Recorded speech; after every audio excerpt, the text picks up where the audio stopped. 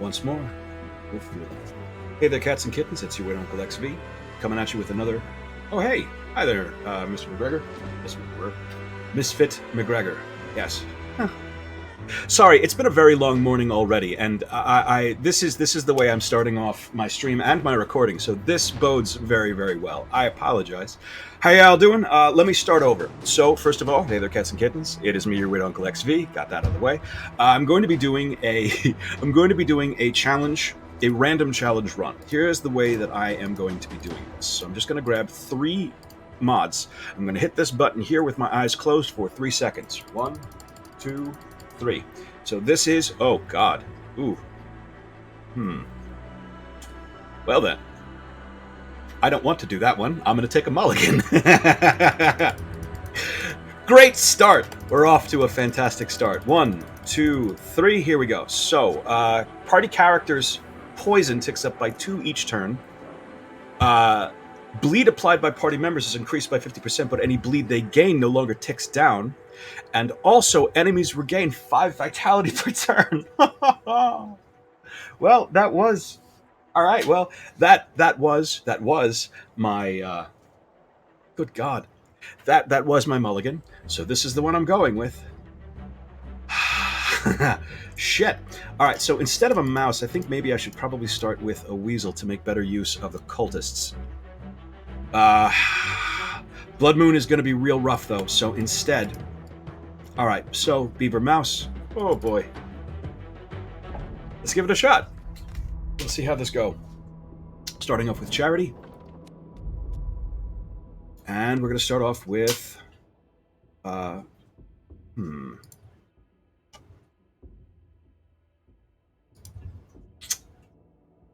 to start off with an extra point of will for the mouse.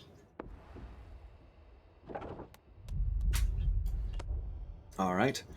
You emerge from the black and find yourself in one of the guard bunks. Where the devils did you come from? You can't be here! Oh, God. Yep, that's going to go really, really well today. Oh, I forgot to do the thing. I forgot to rearrange my...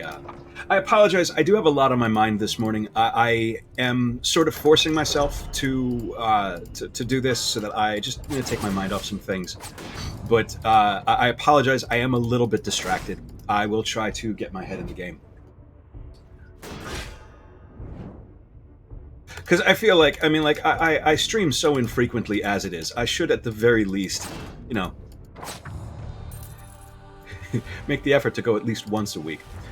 Invigorating blow is good. So I want to point out something. A very close buddy of mine, who I'm hoping to introduce my channel to at some point, if I ever do get around to doing a Gloomhaven stream, pointed out to me something that I've actually taken for granted for some time. I skip a lot of card rewards as early as the beginning of the game, which is something that is honestly pretty unusual for a deck builder roguelike. And the reason why, I want to point out a couple things. The reason why, first of all, is because your starting deck, even if you're going with the base game, just with 2 regular dudes, not any heroes, your starting deck is actually quite strong. It's only 3 guards, only 3 strikes. Vanguard is a decent card. Sharp and Steel is an excellent card. Rush is phenomenal. Rush and Momentum are excellent synergy with each other. Kick starts you off with a little bit of... a little bit of crowd control. You actually start with a pretty strong deck. It's not worth it to add things to your deck that are not going to be useful for you for the entire game. Unlike other deck builder roguelikes, you really can't rely on having encounters that will permit you to remove cards from your deck. In Slay the Spire, for example, anytime you hit you can see exactly where the shops are, and anytime you hit a shop, you'll be able to reduce reduce the size of your deck.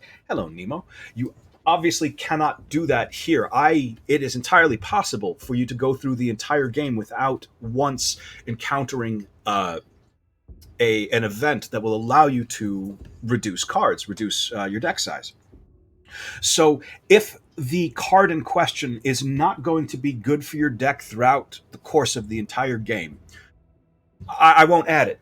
And there is honestly a fairly limited number of skills that I will add. Invigorating Blow is one of the ones that I always will. I'm not doing a great job of elucidating my thoughts. I'll try to point it out more as I go along to explain why I'm not taking cards very, very early on. But the first thing to understand is that most of your damage is going to be coming from weapons cards, weapon damage cards, and talents. So I don't have any talents just yet, but I have, with my starting deck, I have more than enough damage to carry me through this early part of the game. As you turn a corner, you find yourself confronted by a wiry figure, their identity masked by the dim light, but their noble birth betrayed by their fine robes. I know why you've come to Dawn's Point, I'm not going to do a very good job of the voices. I know why you've come to Dawn's Point, the low draw of... Oh, that's even worse. I'm going to skip this for right now. I apologize. Again, a lot on my mind. I'm not going to do the reading. I'm not going to do the voices this time with permission. I apologize. Regularly scheduled. Everything will be back next time. I promise.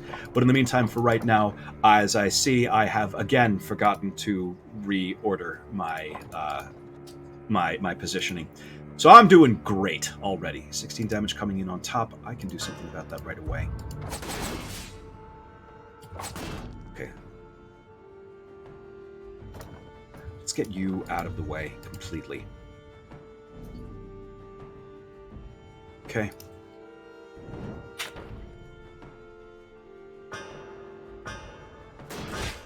Now, I want to point out something that is happening. The reason why this guy did not just die from his bleed. So I have 3 challenge mods going. I've got Infected, I've got Cultists, and I've got Blood Moon. Blood Moon is the reason why he didn't die.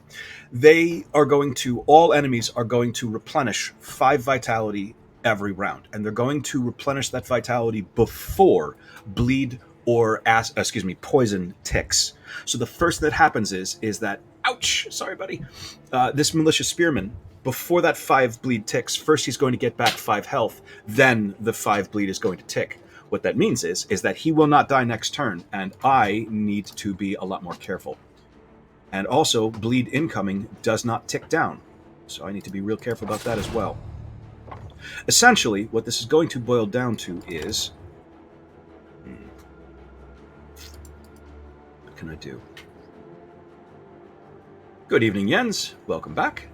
It's good to see you. Okay, so here's what I can do.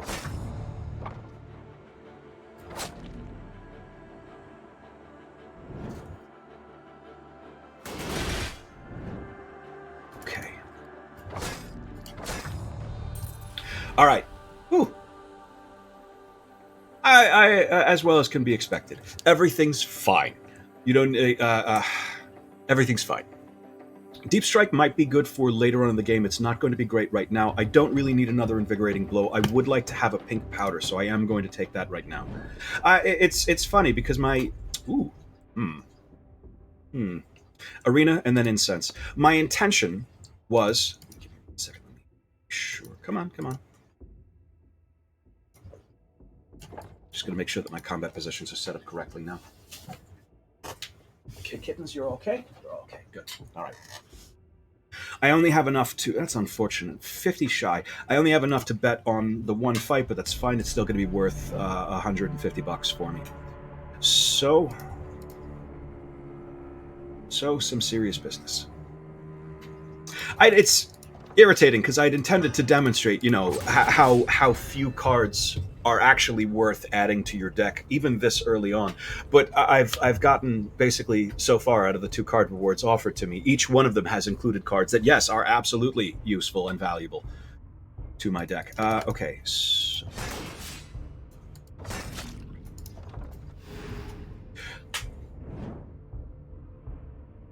It's going to be a huge pain. I guarantee you, with Infected, I guarantee you I'm going to see Spitter. Spitter is absolutely going to happen, and that might actually be the end of my game. Alright.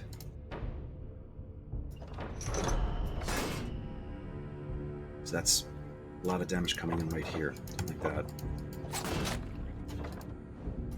Well, they're not going to be able to... They're going to break the barricade, but they won't actually hit Cartwright.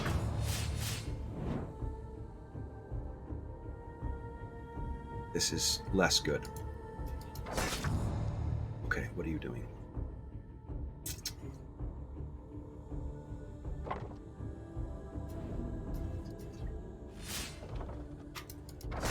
Okay. Don't like that. You're gonna get the bleed? You are gonna get the bleed. Shit. Okay.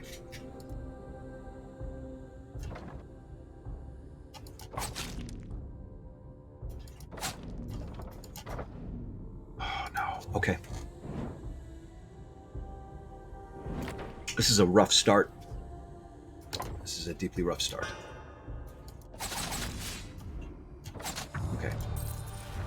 Ooh, do. Okay. Actually, either of these, flurry or rear guard, would either be actually pretty good, and the rear guard would be good right away. Flurry would also be pretty good right away because it is it's just my first appearance of overwhelm, and it is also a weapons damage card. Rear guard is always welcome in your deck. If the active characters in the back rank, it's low damage, but it's a decent amount of armor generation. It's party front rank gains 6 armor for every character that is on the back rank. So right now it's just 6 armor. Basically never. I almost never take Pincer. It's not a bad card, frankly. 8 damage for 1 stamina is pretty good, but that's really all it is. The 2 strength that it adds to another ally is... It's not super exciting. It's not bad, but it's not super exciting. And considering that my deck is going to become bloated, usually, by the end of the game, if it's not going to be like a banger, especially even this early on, what I'm looking for is card draw, I'm looking for weapon damage, and I'm looking for powders, basically. Those are my priorities, almost in order. Card draw, weapon damage, and interesting status effects. Pincer, whatever. It's fine. It's not a bad card. I very rarely take it because it's a little mid. 8 damage for 1 skill, 8 damage for 1 stamina is not bad, though. I'm going to take the rear guard for the extra armor. And, 1 second. Oh, no. No, that's not good. Neither of these are good.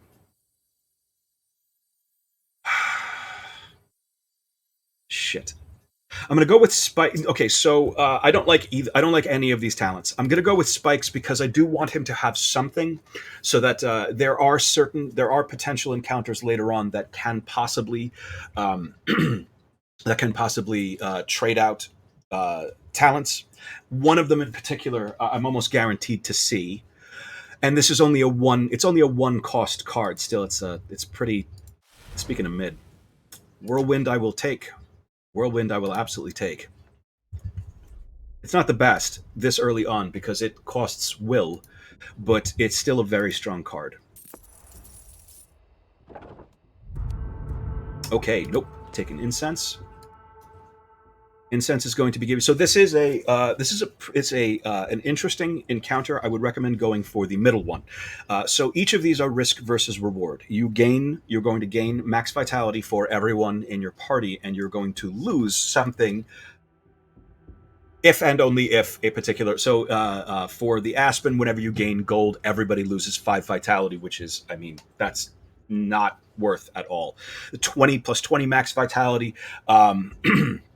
Is each combat spawn tooth and nail in your hand, and whenever a character plays a skill card, take 1 vitality damage, which again, also that is ridiculous. This one is quite good. Everybody gets plus 10 max vitality, and the negative only triggers if and only if.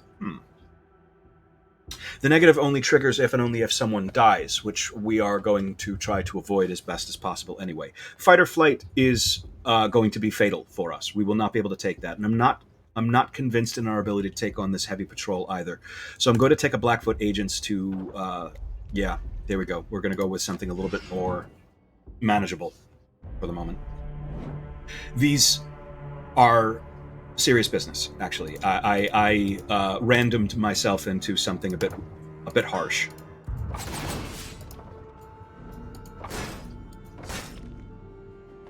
He's going to get that health right back. Okay.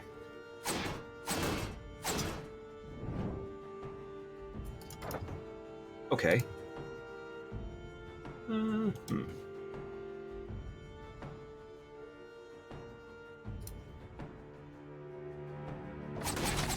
Just deciding. Ooh, okay.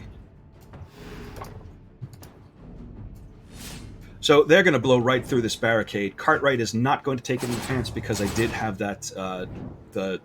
I did have some armor for him, and that is shooting lasers right into my eyes, kids.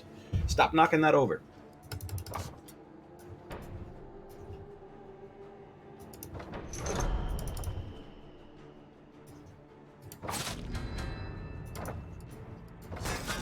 Good. Okay. This is not... Yeah, this might actually kill him. No, it will. Okay. Good. All right. Again, the 3... 1 second. None of these. And none of these either. Experience Strike might be pretty good. It's a bit fiddly, and it's one of those cards that it's good in the early game when your deck is very light, but as your deck expands, it gets less and less useful. Trauma is just not exciting. Marked is just not that good of a. It's just not that good of a status effect. And as for Shrapnel, I mean, the target has more charge than armor. It is potentially a very strong card situationally, which is not enough. That is brand new. I don't think I've seen you before. Let's take a look. Face peers down at you from a small grate in the top of an iron door at the edge of the street. I used to be a fighter, you know. Was in the town guard and all that, they whisper. I managed to smuggle a lockpick in here, but it's one of those that only works from the outside. My damned arms aren't long enough to reach. What says you open it up, and I'll be indebted to your service. Okay. A bounty. Start my next 3 combats with 3 marked. When this character dies, stacks of... Okay, so that's not scary. So it's very, very low risk, with a decent reward at a 70% chance. Let's see. You promptly take the lockpick, rattle around to the doors. Okay, so we're gonna get an early recruit. That's interesting. You realize that you were being watched as a civilian hurries over to a group of guards and warns them of what just took place. You've had a bounty placed on you. The prisoner bursts from the cell, stretching themselves out in the cool night air. I'll never be able to repay you, friend. I already forgot what voice I was using for him. They were going to have my neck. May the gods hear it. I pledge thee. Good. All right, so a level 1 Weasel. Oh, no. I don't want this.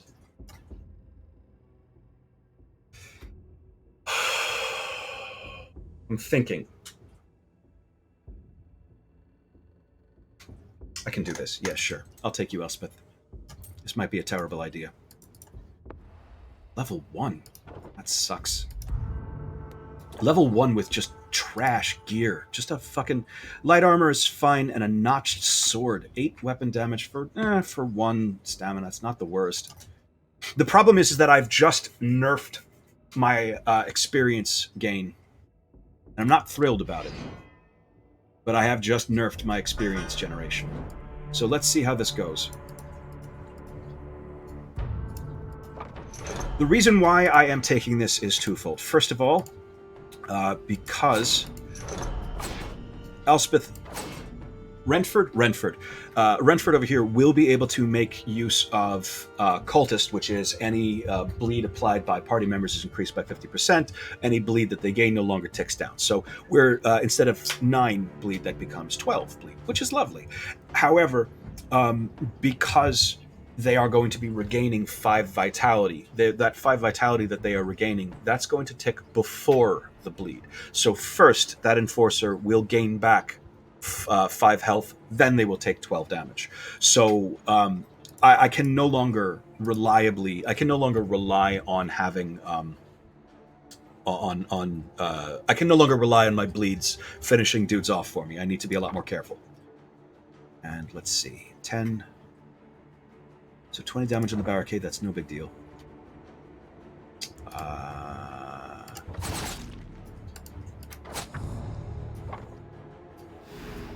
Okay.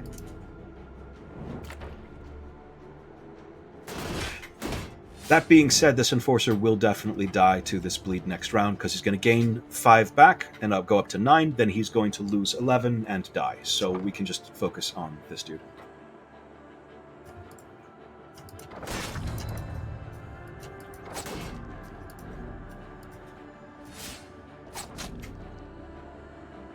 Nothing I can do about that.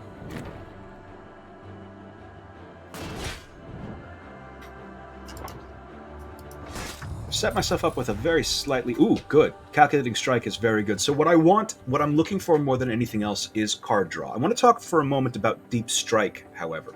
Deep Strike is an excellent card. It's not very strong in the early game, but by around about the second street, it does become a bit of a nuke. It is 5 base damage, and then it is, if the opponent is in the back rank, it is 9 damage, and it's an additional 4 damage for every level of my character. So if you are playing, for example, if you're playing with a smaller team that gains experience very quickly, the higher the level, the stronger Deep Strike becomes. Digging Deep is also a very good card. I've demonstrated its value in other recordings. It's especially good if you are dealing with, if you have Iris and you are dealing with a lot of ruins. Calculating Strike, however, is the one that I want because it is just card draw. I'll just go straight for the boat merchant. Again, I apologize. I'm not going to be doing a lot of the readings this time. But I will take this talisman. And from this talisman, so what this is he's going to offer you 2 separate brooches. Neither of these brooches are very good. This is what you want, the random upgrade token. And that is pretty good. Okay. So what do we want to be free? You know what? Let's make sure that the Calculating Strike is just that much easier to use.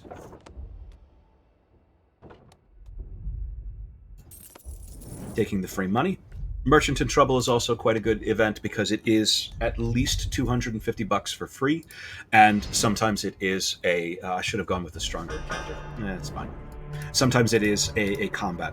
One of the things you will notice, I am going to aim to get as many combats as I can while also trying to be safe. We want experience and we want money.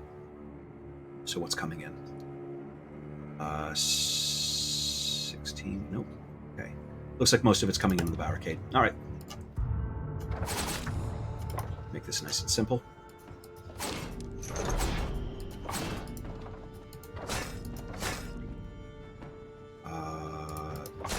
Just make sure, and make sure you die. That's it. He's going to gain back 5 and then lose 12.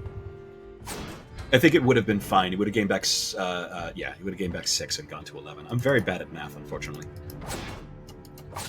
So this is the other reason why I was willing to accept another character in my back rank, even though it is going to nerf my experience generation, and even though they're starting with lousy gear at level 1, is because of this card, Rearguard. So now Rearguard is worth 12 armor for my front rank. Whereas previously, 12 armor for each person on my front rank. Whereas previously it had been worth 6 armor for my front rank. We don't need a second Rearguard.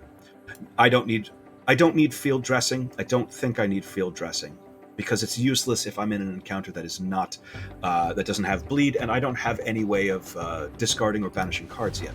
And this is exactly what I fucking want. First of all 3 of these cards are phenomenal. Law of Exchange is all about bringing cards you want, making sure that you get the cards that you want into your hand. Refresh is, honestly, easily the single best card in this game. And Invigorating Blow is phenomenal. So we're taking the Refresh. I'm going to check out a weapon cache because all my weapons suck. And this is great. This is great. So, some superior light armor for my my back rankers.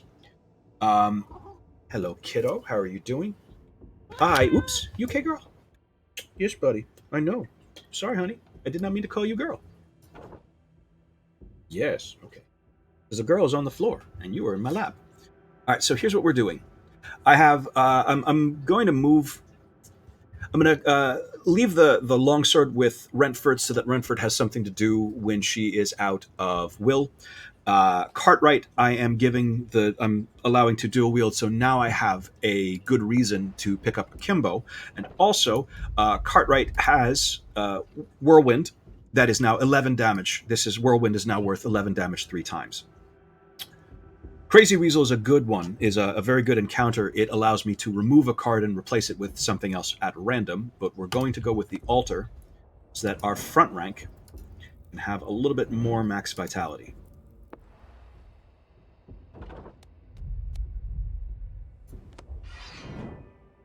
I am more than a little concerned because I have actually badly nerfed my experience generation. That is going to hurt me at the beginning of the next street.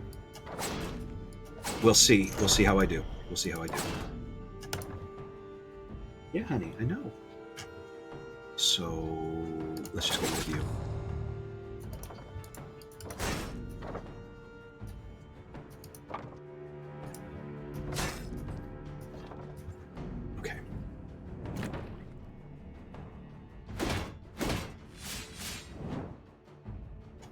I think that is probably going to be the last time that we see this marked again. That is very, very low risk. Don't need another rear guard. I don't really want Pierce. It is a very interesting card. It deals damage directly to vitality. So with enough red powder, with enough strength, this can in fact become a colossally devastating card. But it's 2 skill and it requires too much setup, and I'm not interested in it. So instead, I will take a second calculating strike, absolutely. That's the last calculating strike. I will add another convict? Another convict? Huh. Well, first of all, let's get rid of the hesitation. And let's see. I'm all right with getting another bounty. That really doesn't matter. Jasmine Redmond. Well, shit, man. I mean, I really don't want. I don't want to go into. I don't want to add this many level 1s. I'm sorry, Redmond. You're on your own. The prisoner seems surprised and slightly offended, but bows to you and nimbly creeps off into the dark. Yeah, shoo, buddy. Sorry, I mean, we've already got a convict with us. Come on. Decent amount of money. I may add someone here depending on what we've got. Depending on what we've got. Level 2. No, not this. Not this either.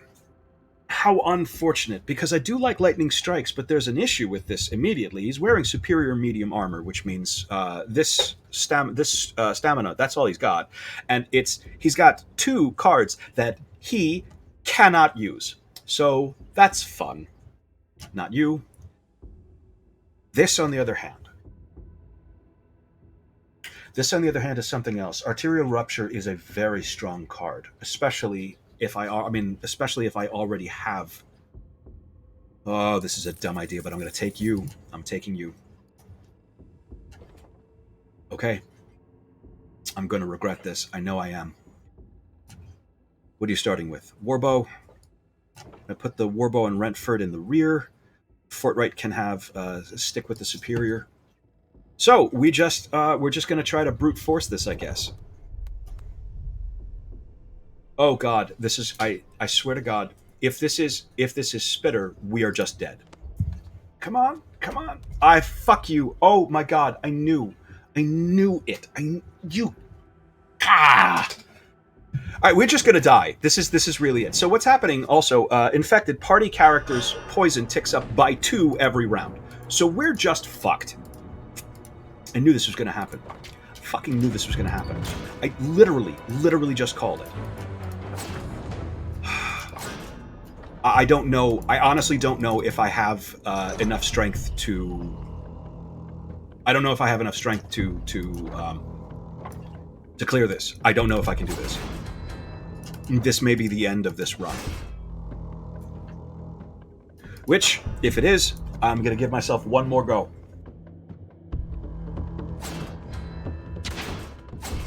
Shit.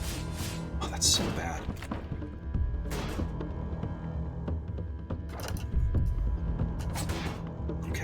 armor on the front. I need my back. Needs armor badly, badly, badly.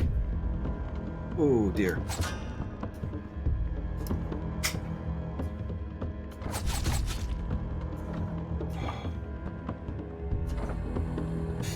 What can I do? I'm gonna do something a little bit stupid. A little bit stupid.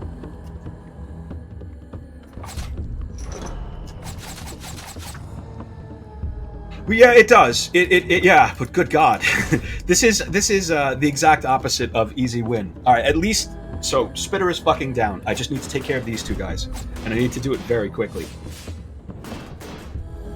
Oh boy, very, very, very quickly. All right, so armor. Who needs armor? You.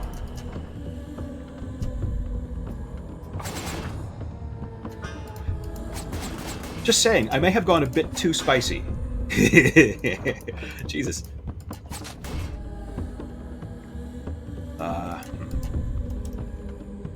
What have I done? Oh, god damn it, I hit the wrong button. Whatever. Alright, so... How am I doing? I think I can do this. Think I've got this? I think I'm okay.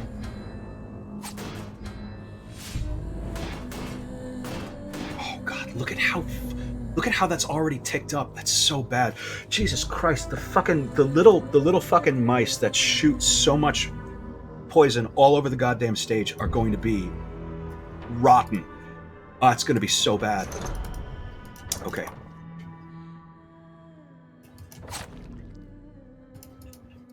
Okay, that's 2 down.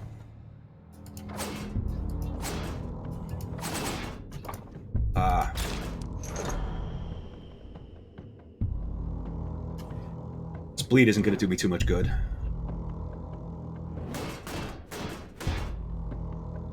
Ooh, boy. Okay. So we need to fucking unload. Alright, who needs armor? You need armor? Jesus Christ, that's so much poison. At least my front line does have a decent amount of health. Yikes. 1 second.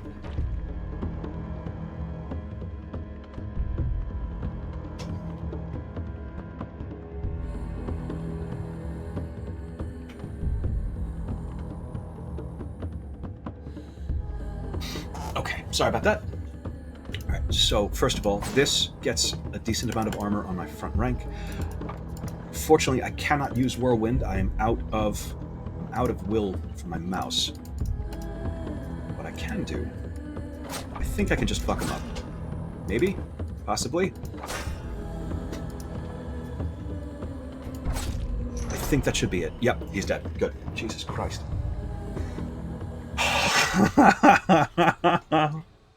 Oh, God, that was a lot. I knew that was going to happen, too. I'm tempted to take this double team because I do have 2 Weasels. I'm going to take the double team because I do have the 2 Weasels. It just means I need to put them next to each other. So, give me 1 second. I'm just going to take this along for right now, and I want to move around some combat positions. So, you guys are top of each other. Let's have you in the heavy armor, you in a... No, actually, you know what? Let's change this around. Keep you in the superior medium, give you the heavy, so that you can actually still throw all 3 of your shivs. Okay, I think I'm okay with everything else that I've got for right now. And you guys are leveling up. And... Ooh, wow. Okay. All is... Oh, shit. All 3 of these are really, really good. Bloodthirsty I'm not going to be taking because my beaver is not going to be a heavy killer. Born Leader is card draw, and I like it a lot, but this is the one that I'm going to be taking. It is a beaver exclusive. Whenever this character receives armor from their armor, they gain double that amount. So that's nice. That's what we're going to take. Especially because I've just given him heavy armor. So now he's going to start with 30 armor and then gain, he's going to start with 60 armor and gain 10 every round. So that's nice. Okay, fingers crossed. this is kind of make or break. Here we go. Ready? And it is a little broke. A bit broke. A little. That flow is quite nice, especially if I can manage to pick up a barrage. Vigor is... I mean, determined whenever this character kills an enemy to get a shot of Vigor. I am expecting him to be my... Any of the three of these would be fine, frankly. I'm going to go with determined because I very rarely ever take it. And I am going to add one more shot of will so that he can use... Is it he? Thomas. Thomas, who do we have? We've got Malkin Idewyck, Thomas Cartwright, Elspeth Rentford, and Lyra Fortright. Okay, so our weasels are ladies. And how are we doing on experience? So it's 3, nearly 2, just turned 3. I think I'm going to give it to my mouse. I'm going to give it to my mouse. Hello, little girl. What are you doing? Okay, so fingers crossed. Another fucking whirlwind. Really? No. I'm not taking another whirlwind. That would be ridiculous. I will take an eager strike, though. That's not bad.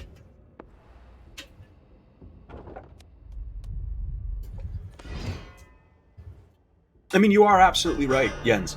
I didn't want to have easy wins, and I didn't want to demonstrate easy wins. But I mean, like, I made this a little spicy. This is a lot. Not to the point where I'm like, I think I can probably still do it. We'll see. All right.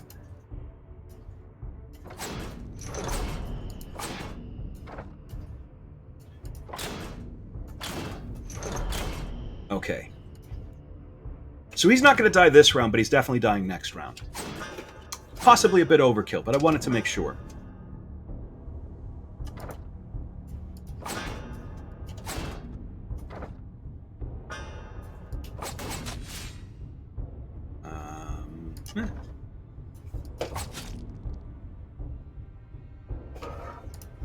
That was a waste.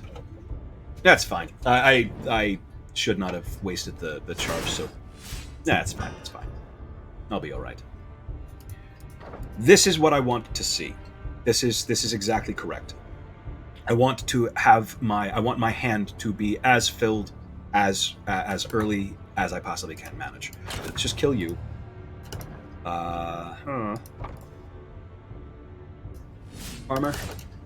for the front rank. He is going to die from his bleed. There is no reason to do anything further to him.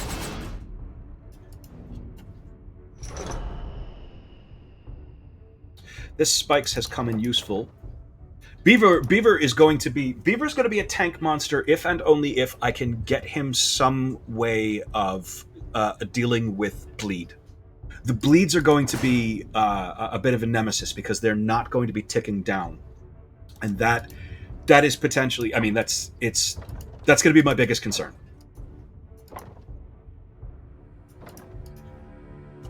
Okay, but yes, I am. This is a good place for IDEWYCK to be in, and this bunny is just going to drop dead. There we are. Still not taking a deep strike, and probably will not take deep strike at all, seeing as how my level generation is going to be reduced. I will take tensions because it is a cheap way, literally cheap, it costs nothing, to get overwhelm on enemies, and I don't have any other means of getting overwhelmed. So here's Rentford, and...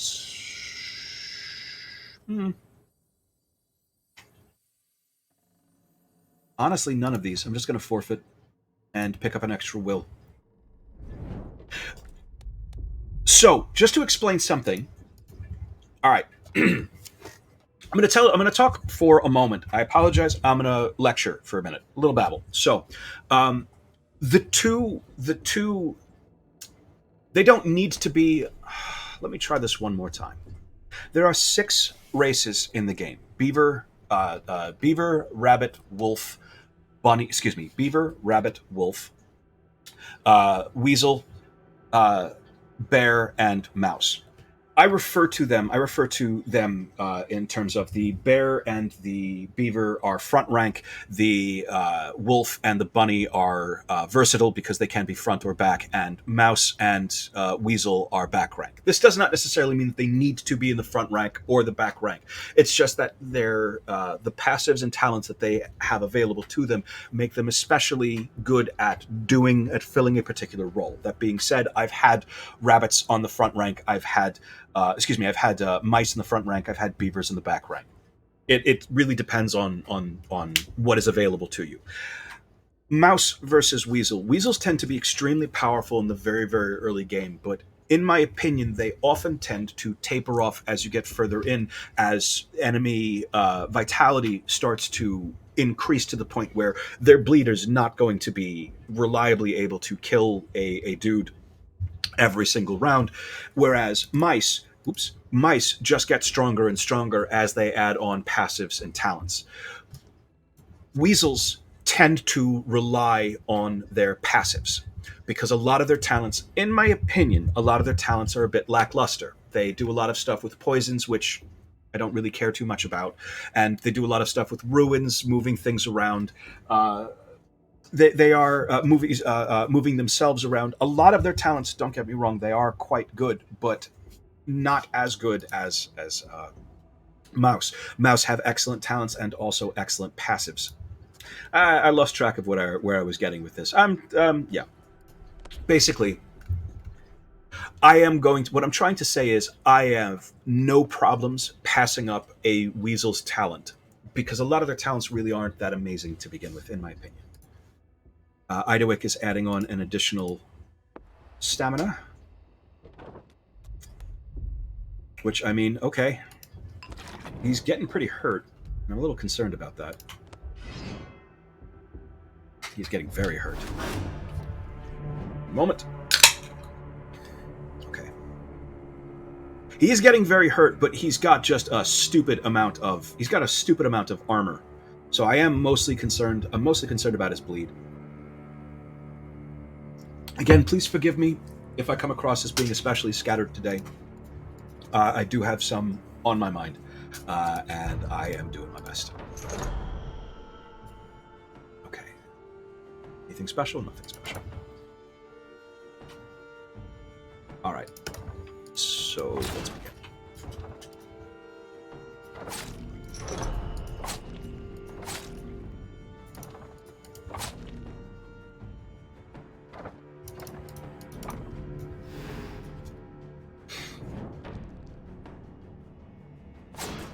This thug here will actually die from his next bleed. He will gain 5 health and get back up to 18, and then he'll immediately lose the 18. So let's just focus on this guy.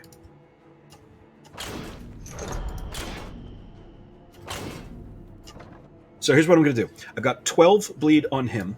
On Fortright, who has arterial rupture, I'm going to use double team.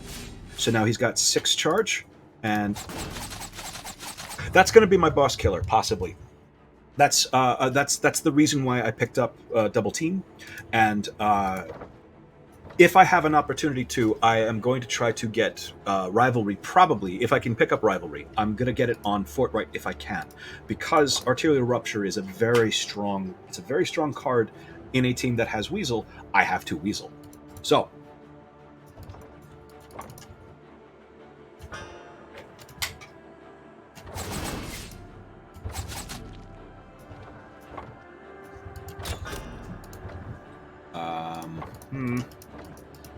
I'm not going to be able to kill him. I have nothing left. Okay. Yeah, I could have done that better, but whatever. This thug is going to die, and this one... Oh, yeah, it wasn't their round. Okay, then.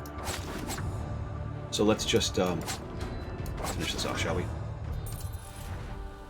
I'll take a brace. Wild Brawl, because I already have 4 people on my team, Wild Brawl actually is something that I might want to consider moving forward. Mentor might not be a bad idea. I'm going to pick up... let me try that again. I am going to take a Mentor, and I'm going to be duplicating this refresh. And I'm going... How am I doing on weapons? What do you guys got? Longsword I can get rid of. The hatchet I can get rid of. So 2 of them I can... I have some room to up upgrade some weapons. Let's do that. And no, it's nothing. It's bupkis. It's fucking bollocks. Thanks so much. Random chest in the middle of a street. Excellent. Well done. We're gonna confront the stalkers right now because I'm not gonna bother waiting for them to jump around. This is going to be. Yeah, this is going to be this. I need these guys to die quickly. These ender clippers, their whole deal is they throw a shitload of poison around, and poison, per this challenge, poison ticks up by 2 instead of 1. So as we saw from Spitter, that gets shitty real fast, real fast. Okay, let's see what we can do.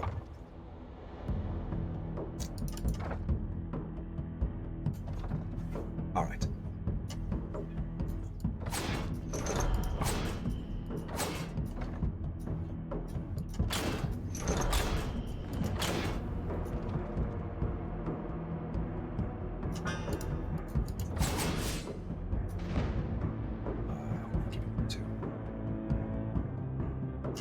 Won't do much good on anybody. All right. Not quite enough. I don't know what to do. Okay. So their first move, they're going to jump into the back, and this is now not really quite make or break. The next thing you're going to do is they're going to overload IDEWYCK. So this clipper is dead. He will die from his bleed. They're going to overload IDEWYCK with poison, but that's just poison. I'm not super concerned about it. It just does damage against armor, and IDEWYCK is a fucking monster as far as armor is concerned. So instead, I'm going to start working on you.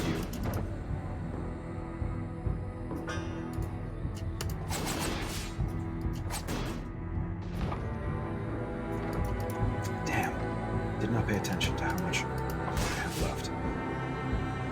Okay, it's going to suck.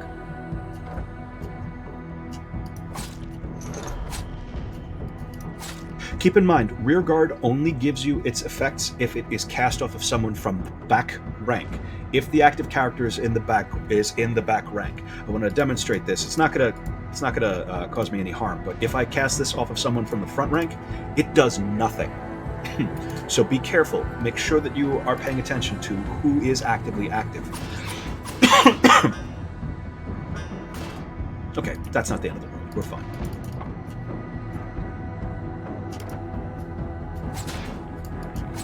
Okay, we're good.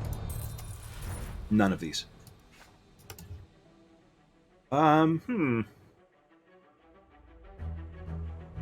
Hello, little girl. Come here. I think I do want this. Kind of.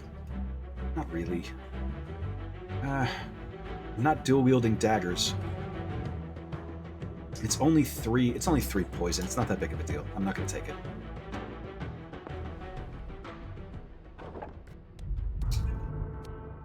Oh no, we done been ambushed. Good girl, man. Alright.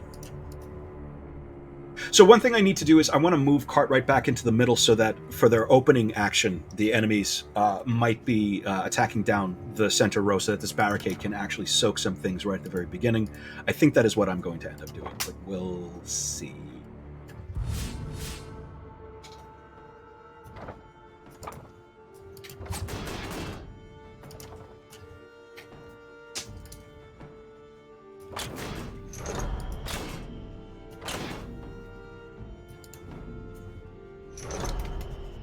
Okay. Yeah, that'll do. One more. Okay, so this guy will die from his bleed.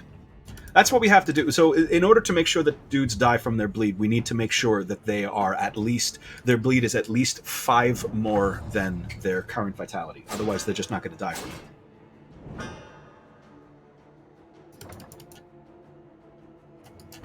More armor for the front.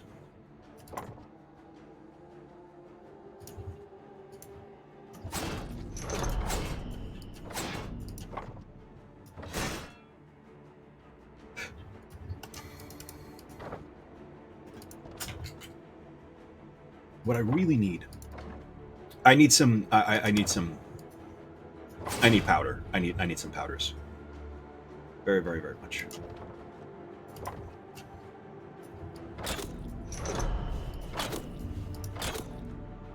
Okay.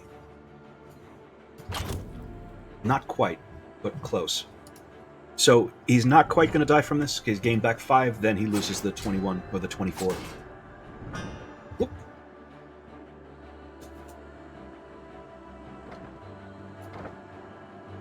Okay. First of all. Whoop. What you do, buddy? Making a mess? Please try not to.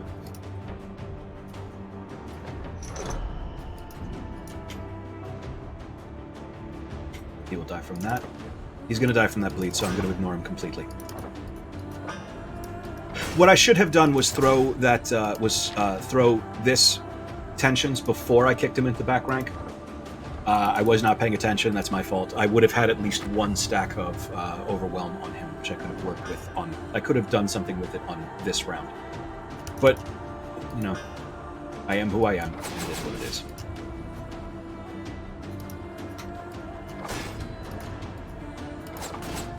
There we are. I will take this upper hand, but I'm only going to take one of them.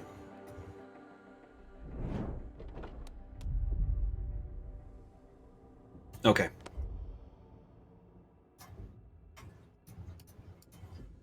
I'm not going to be keeping it. You go ahead, and it's probably junk. Every time I have accepted this... Okay, I'll show you. Give me 1 second. Upper hand is a really, really interesting card. 1 second.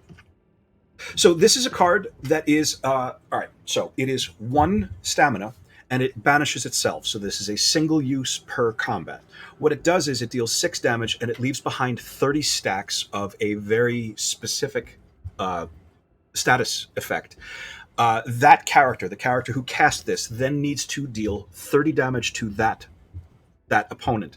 If he can manage to do that, he will gain 1 additional max stamina for the rest of that combat.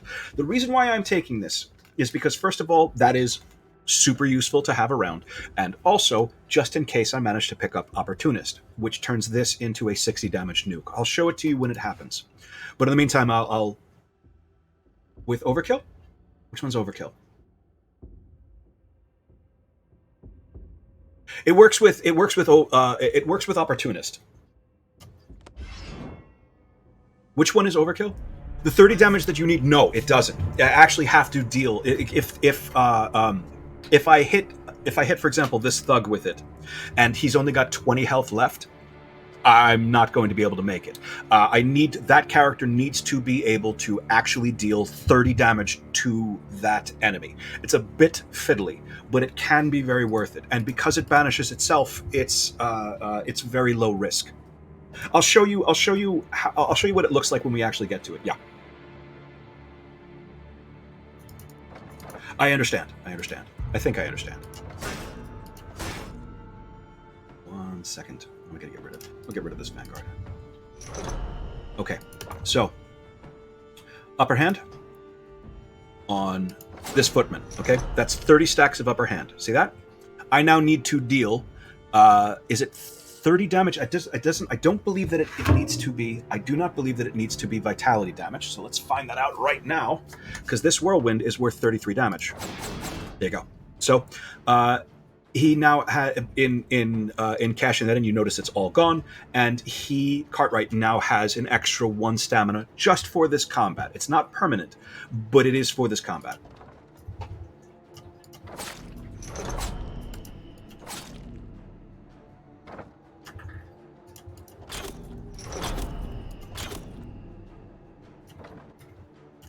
Okay, well, you will not die from that. Good God! All right. No, I'm going to practice what I preach, and I actually am going to make sure that I get a kill. I was going to spread some damage around, and that is literally against everything I keep on saying. If you ever have an opportunity, if you have a choice between spreading some damage around and actually securing a kill, the correct response every time is going to be you need to secure the kill. You need to kill the guy. So I'm going to try to do something. I'm sick of IDEWYCK having this little health. So what I'm going to do is, now these guys have vulnerable. IDEWYCK has 3 extra strength. Should be enough to get him up to the invigorating blow did more than, how much damage does it need to do? 13 damage. The invigorating blow did more than 13 damage. He now has an extra 2 stamina, and he now has 4 restoration. It's one of 2 reasons why. Honestly, okay. Invigorating blow, you don't really need too many of these in your deck, but it's such a strong card. It's 8 damage for 0 stamina.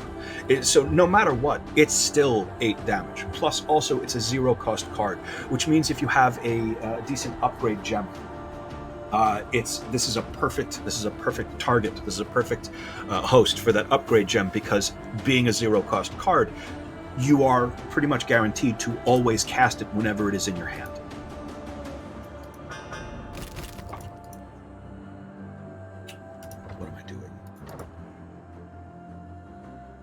What are you doing? You're not doing anything fun. You're not doing anything interesting or scary. So we're...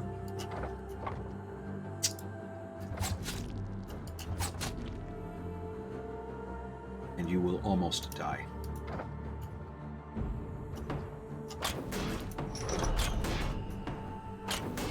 Hello, Emma. What are you up to? All right.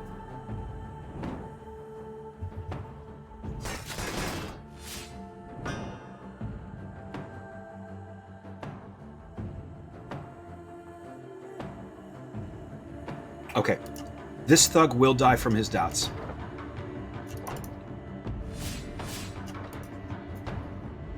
You idiot. Okay, I made a mistake, and I'm going to explain what that mistake is. If you try to generate 3 shivs into your hand, and you don't have enough room for the 3 shivs, it will generate exactly as many as you can hold, and any others will just disappear into the ether. So I've just converted 1, instead of getting 3 concealed blades, I've just gotten 2, and that's all there is to it. There's nothing I can do about it. I've already made the mistake.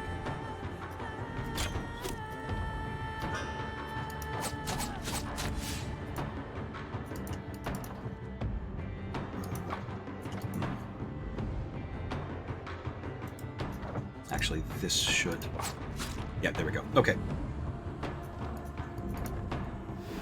So these 2 will both die to their bleeds.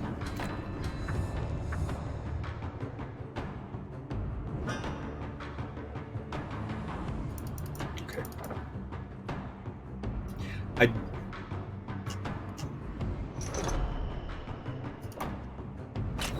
Oh, you idiot. I should have done that with the warbow. I'm very... Nah.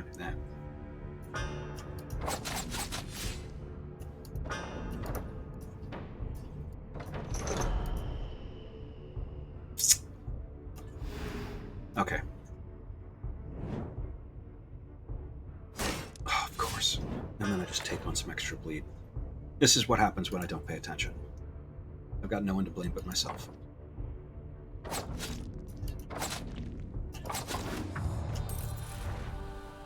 Don't need any of these. And I honestly don't need any of these either.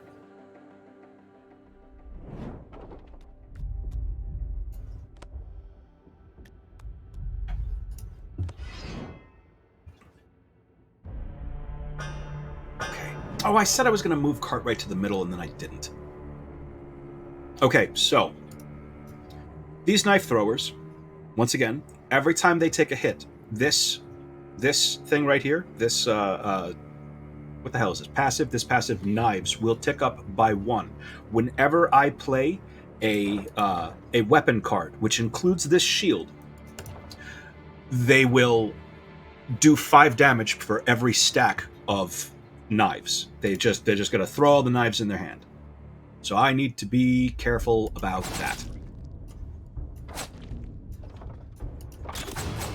Ugh, like that. Exactly like that. Like, what did I literally just say? However, this knife thrower is only going to be throwing to dead down the center, so... Okay.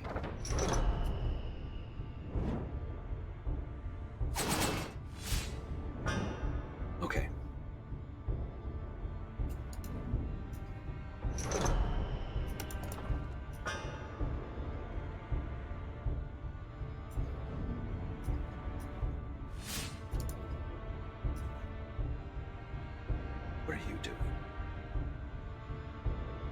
Okay, he's going to try to actually displace, so I want this guy to die. Both of these guys are going to displace. All right, well, can ignore at least one of those.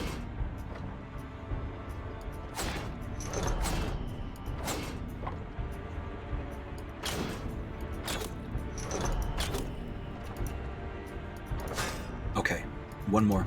He'll die from this, and I believe that I should be able to just ignore this hit entirely. I don't know if it'll still push me.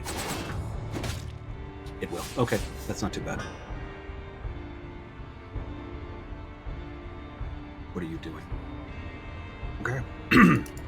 So, being careful, being real careful, and not using weapon cards.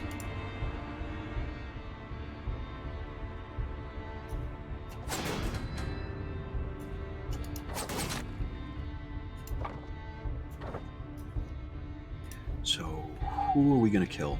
Who is most dangerous? Let's get rid of this guy.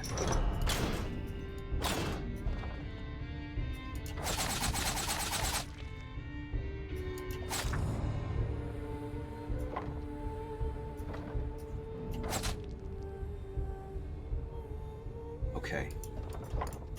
You look like you're going to do something scary, but it's just 25 damage, and IDEWYCK is just a wall.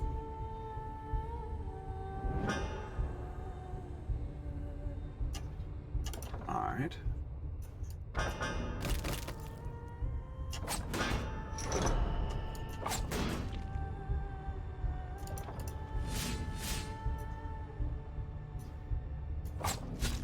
Okay.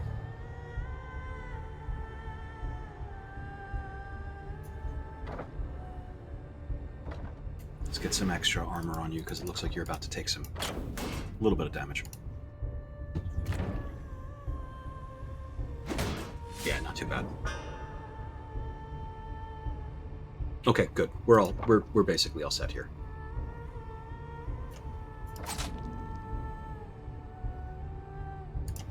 No need to be fancy. Just fuck them up. Alright. None of these. And none of these either. Possibly that expert bow might not be too bad. Yeah, I'm gonna do it. Expert bow is actually not too bad. It's cheap, it's worth 20 damage in total, and all of my... I have Cartwright for my weapon damage cards.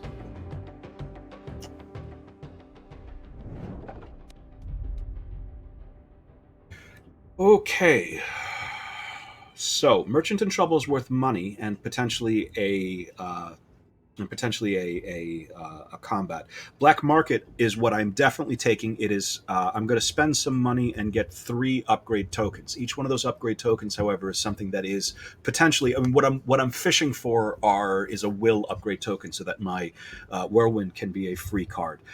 Axe throwers, I think I am going to go after. I don't usually, because I don't like the weapon that they offer, but I think I'm going to try it this time.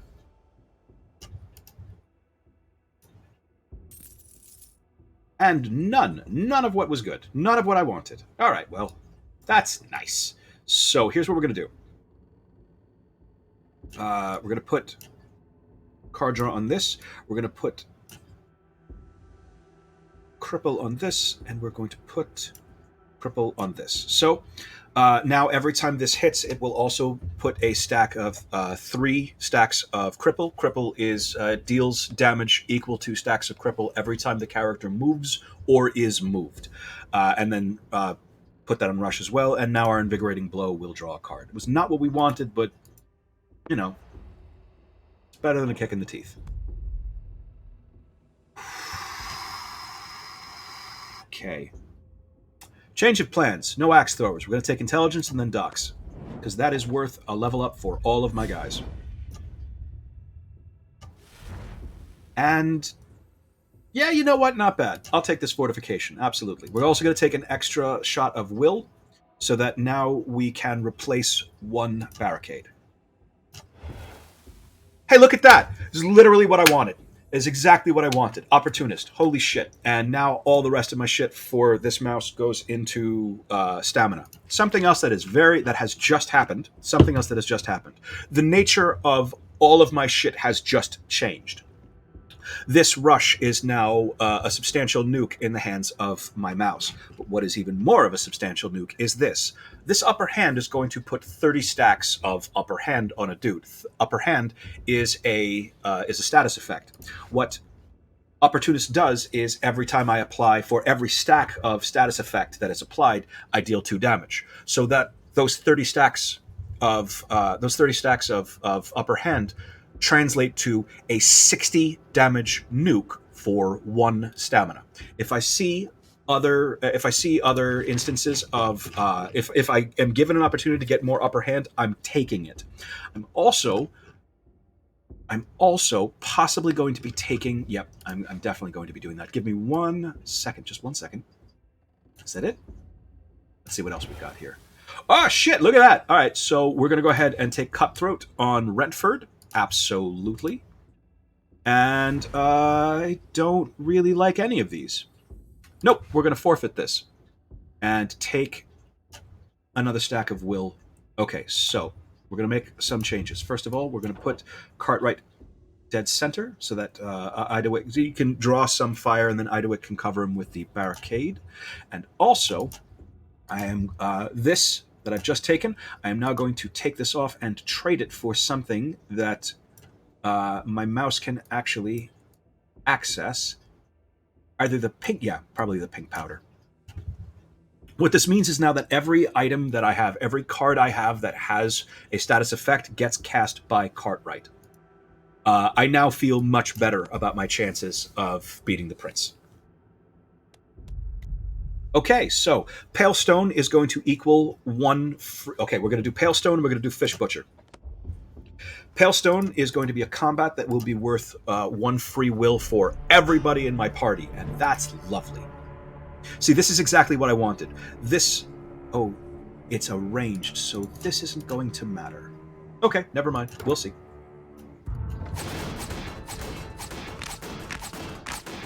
So fucking good. Okay, hang on. Un momento, por favor. Oh, it does look like it is getting... Okay, good. So it is actually going to hit the barricade. So who don't we like? Who don't we like? You.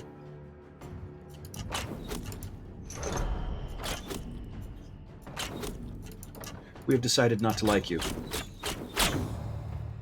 Hey, buddy, come on up. Good boy. Good boy.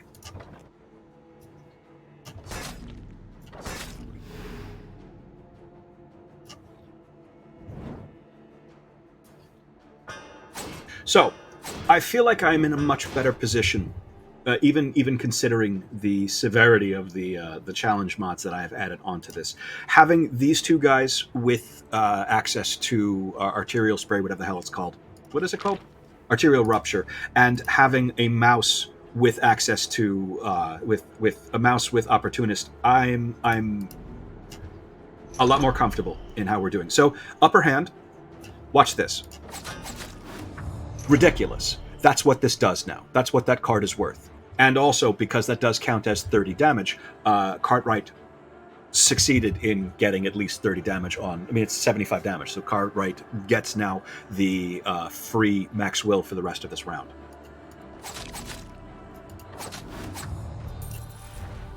I don't need another invigorating blow. If you are playing this on your own and you have an option, if you have the option of taking Opportunist, it's triple S mouse tier. It is ridiculously powerful. Everybody in the party gets a will. There's the prisoners. I don't really care too much about the Fish Butcher. I don't care too much about it. Penitence is useless to me. It's possible there might be something better underneath the Butcher. Shit. What do you think, Nemo? What should I do? See, here's my thought. If I take the Fish Butcher, the reason why I'd go to the Fish Butcher is for the Cleaver. Cleaver's actually not bad, and it would be Cartwright's offhand weapon. And then I would go after the prisoners, which I need to. However, if I do that, and there's a Kilderkin underneath, I'm going to be very upset. I'm going to roll the dice. We're going to do Fish Butcher and the prisoners.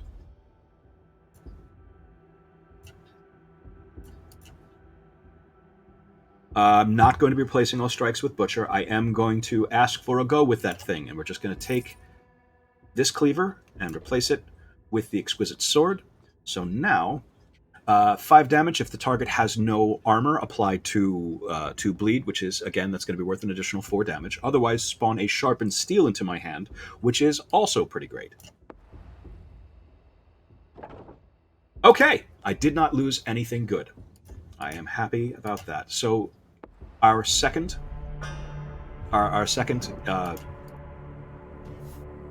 informant task, 2 reasonably simple combats in a row. Oh wait, I should actually do this first, shouldn't I? There.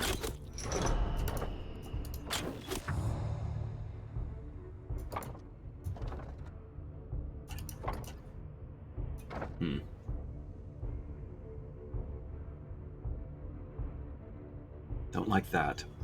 Don't like that at all. Gonna try something. Ha.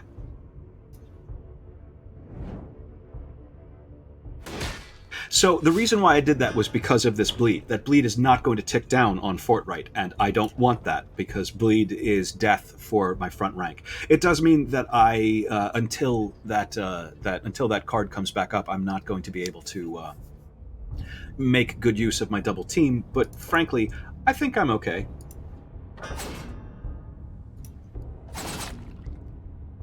Yeah, I'm pretty satisfied with where we are. One more? No, you know what? Fine.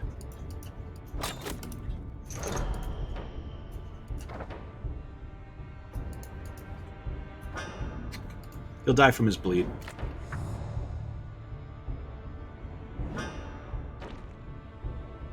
Okay.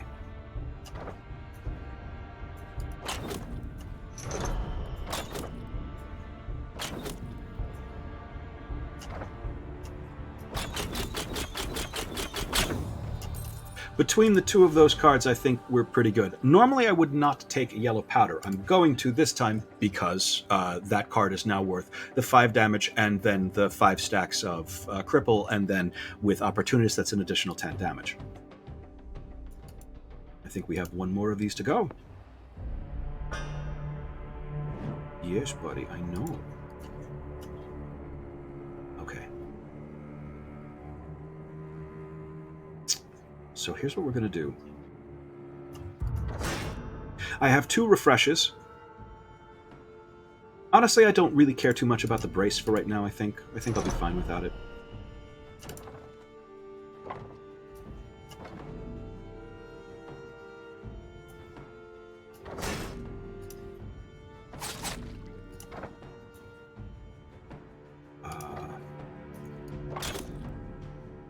Yeah, okay.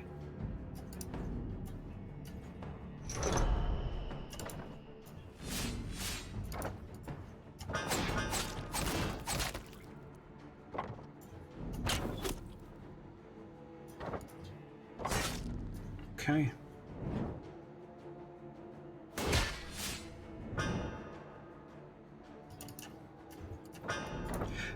Again, upper hand. Just ridiculous. Did not need to do that. He was already dead.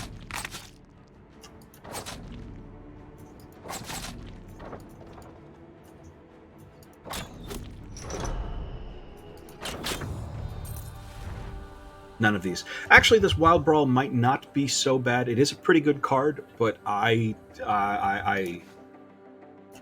am not going to take it. I do already have. I mean, I've got a party of 4, so it is actually not a bad card for me to have. But at the same time, also, I'm just not going to bother with it.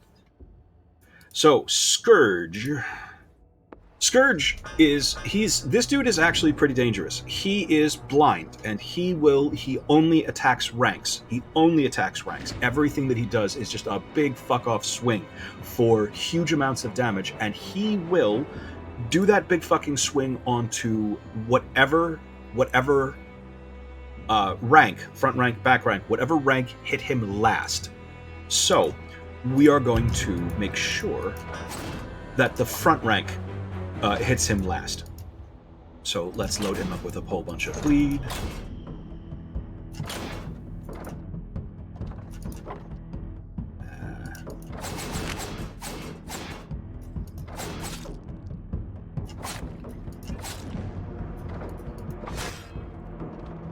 There's no sense in... there's no need for a barricade at this time. There's no need for a barricade at this time because he's only hitting the rank. It's going to be 20. It's going to not quite be enough to blow off my armor. This is Shockwave. It's at the end of the character's turn. They suffer damage equal to the stacks of Shockwave, and then it's removed. It's honestly a little lackluster as far as dangerous status effects are concerned, and then he just explodes. Don't need another double team. I will take this, and I will give this to IDEWYCK, who has been a very good boy and deserves a treat. That's your treat. Big fucking hammer. All right. Yes. Yeah, okay, cool. We're taking Steadfast, so we're just adding to IDEWYCK's massive towering pile of armor. Did you not level up? You did not level up. Okay, cool. Okay, we're gonna take Incision because we should, at the very least. I mean, I want him to have at least one talent. Fingers crossed, because passives for Weasels can be make or break. That is actually not bad. This is not bad. We're not taking this. Assassin is an interesting passive. Whenever you draw a concealed blade, transform it into a poisoned blade. Poisoned blade is a completely different card. Be cautious about taking this passive. While it is not a bad passive to take, especially if you have other things that lean into throwing poisons around. If you take this, it means that every concealed blade created from literally any source turns into a poisoned blade. His shivs turn into poison blades. The other Weasels' shivs turn into poison blades. Any effect that generates a concealed blade turns it instead into a poisoned blade. There are certain passives, like, for example, Sharp, which track the amount of times you have spawned concealed blades. Concealed blades are not poison blades, so picking this up turns Sharp off. Keep it in mind. We're taking the Cutthroat, though, because that's pretty good to have for a Weasel.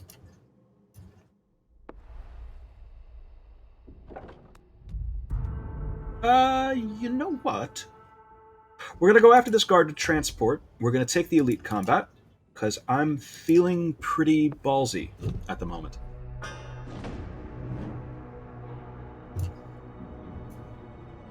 I'm feeling actually quite ballsy. Let's see.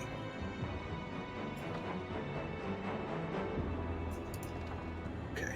So I've got an upper hand, which means I can kill one of these guys right now. So who don't we like?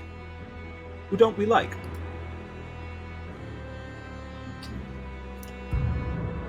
We have decided not to like you.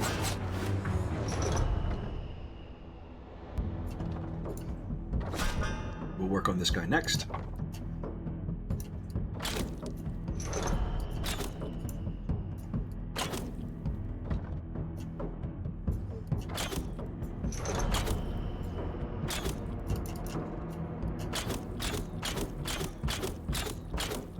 The reason why this is going slower than normal is because every time he's got Cutthroat now, so every time it hits, it is also adding an additional stack of Cutthroat. Please keep in mind that additional stack of Cutthroat will not automatically, he's not going to immediately give another attack from the arterial rupture. The amount of times it strikes is calculated at the time that you cast it. Adding additional stacks of bleed will not add additional strikes from arterial rupture on the fly, if you understand what I am saying.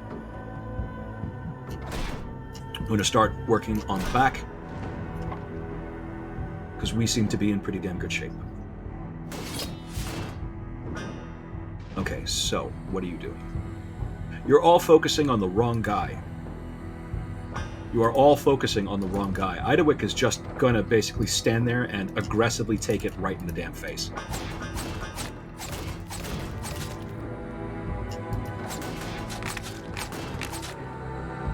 Let's see.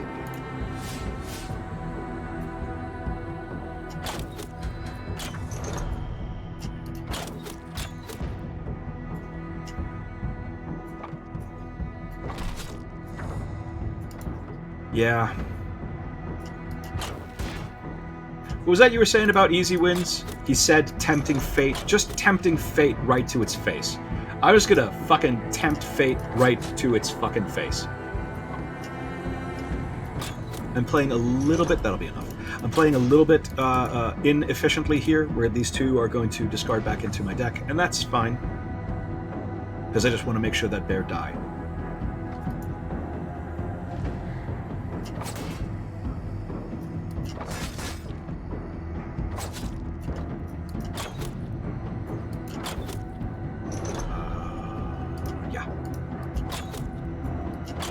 And that's enough.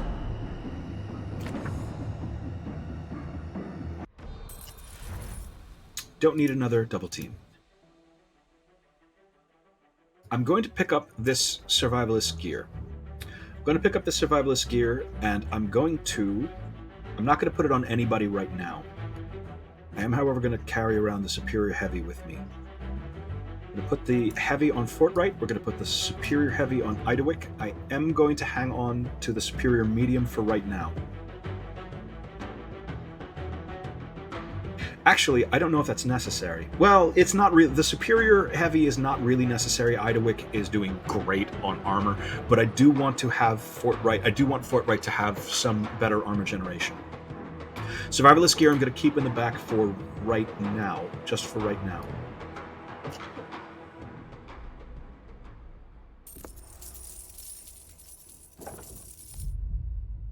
Okay, here's what I'm going to do. I'm going to make a very quick change just for this combat. This is going to be what we're going to do right now. I'm going to go after the elite. This is going to be a... this might be a terrible idea. What have I just done? You're so stupid. Sorry, buddy. Oh, we're fine. Okay. So what I'm going to do is I'm going to allow IDEWYCK to recuperate. He is at 50% vitality, and I don't like that. So we're going to do something about that right now. Should have done that afterwards. My bad.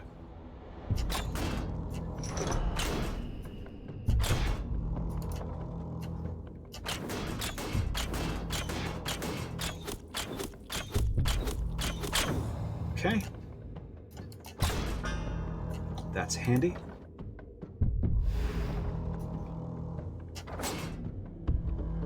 What are you doing? Nothing special, nothing important.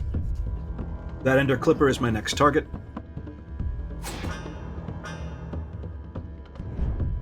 So what's happening here in the back, IDEWYCK is wearing survivalist gear. Every round, IDEWYCK is going to be adding 2 stacks of bolster and 3 stacks of restoration. So he is going to very, very slowly work his way back up to full health.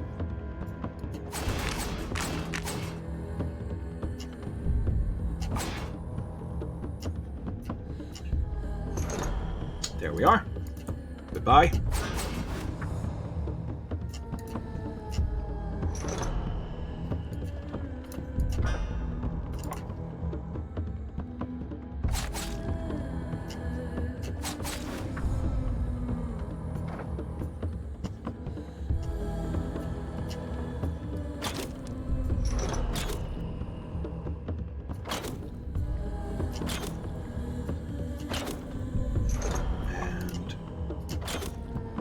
Okay, you will die to your bleed, and let's get some more bleed on you.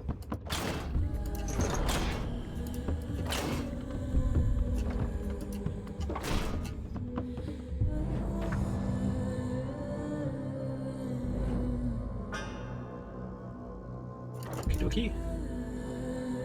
So...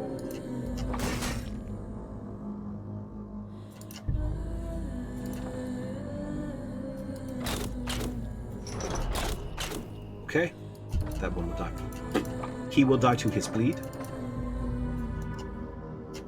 Let's get some more bleed on you.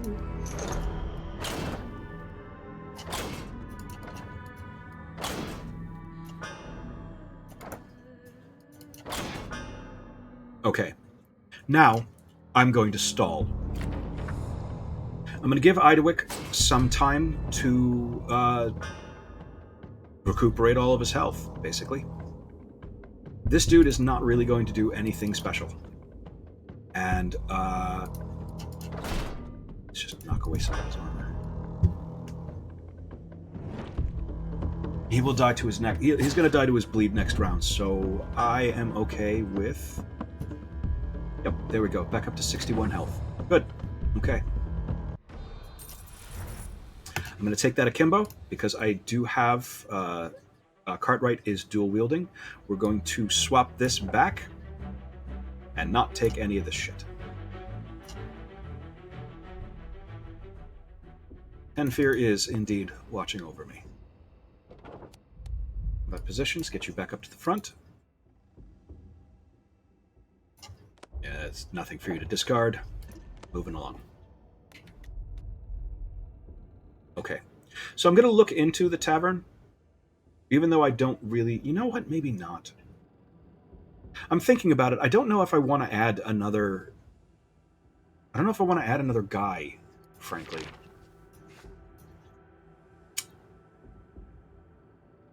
I'm doing okay on levels. How am I doing on levels? You're about to be level 6. Doing okay on levels. There's a chance that smithy might have something decent. I'm going to check out the tavern anyway, because that's what I always do. Alright, so let's take a look at you. Right away, nope. Also nope. And also, frankly, nope.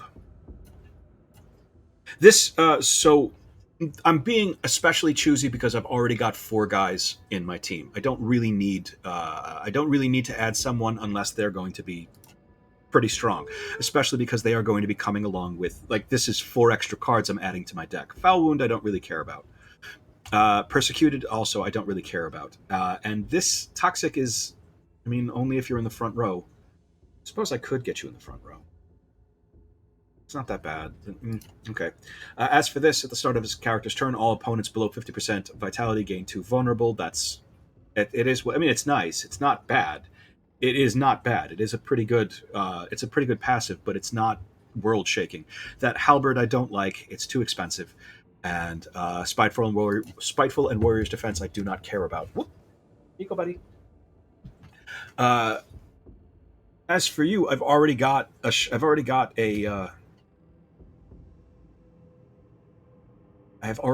beaver with second skin. All right, let's just get the hell out of here. Moving along. The only thing that I know for a fact, it can't possibly be Spitter again. Okay, it's Grit Salt.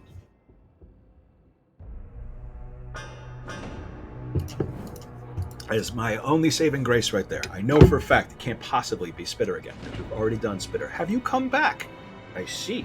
Welcome back, buddy. I love you too. All right.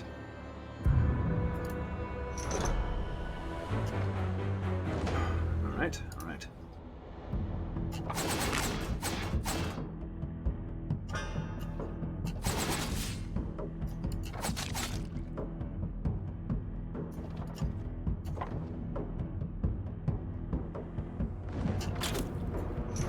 We're focusing on getting Grit Salt down because he does a couple things with bleeds that I don't want to deal with.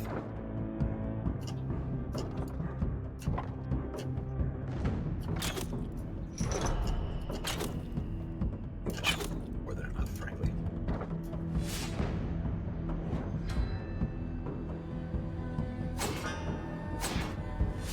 You okay there, Fortright?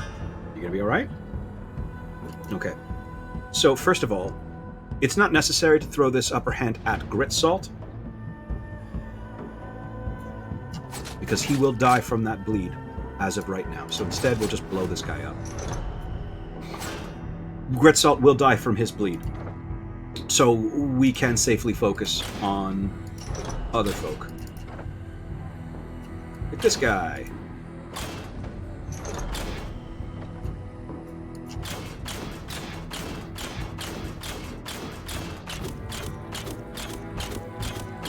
Has a lot of arrows. Okay.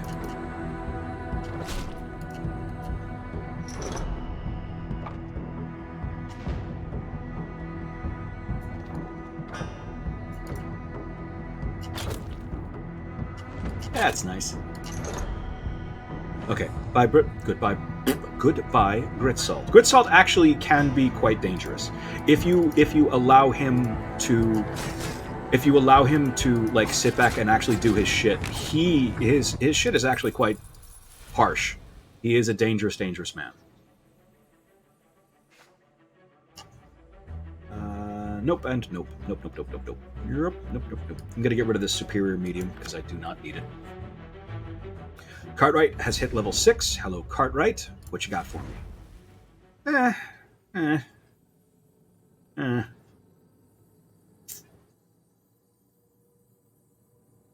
Lightning Strikes is not a bad card, but it is very expensive. It will refund itself if it actually breaks armor. Attrition might be a better idea. I think I'm going to go with Attrition because it's a lot cheaper. Alright, so where are we at? Halfway to... Literally just turned 6. Almost there, halfway. Okay, so it looks like we are going to Excellence our Cartwright. Cartwright, last... This is Cartwright's last passive. Fingers crossed. Although, frankly, we've already got the best ones, so whatever this is just going to be gravy. And that's not bad, actually. Okay. Yeah, okay, cool. So, Patient, at the start of their turn, if they have Will, and I'm using Will a lot less now that I have that Opportunist. Opportunist and the mouse racial ability do not play well together, unfortunately. Okay, let's go.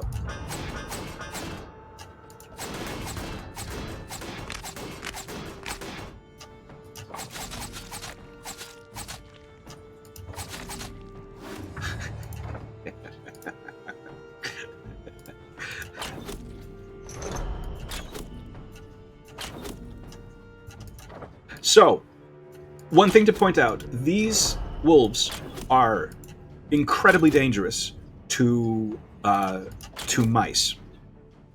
However, both of my weasels, who both have Cutthroat, by the way, they both are using ranged weapons, so they are immune to the retaliation that normally makes these guys so dangerous.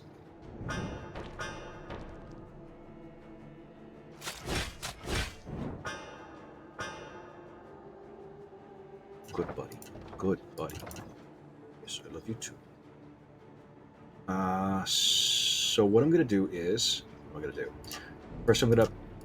Because I'm going to take 5 damage each from each of these guys. Actually, more than that. Okay, good. That's more than enough. That's more than enough. They're now up to 10. So let's just... we're going to play it very, very safe. And just bleed them down. 24. You're both dead. Good. All right, we're done.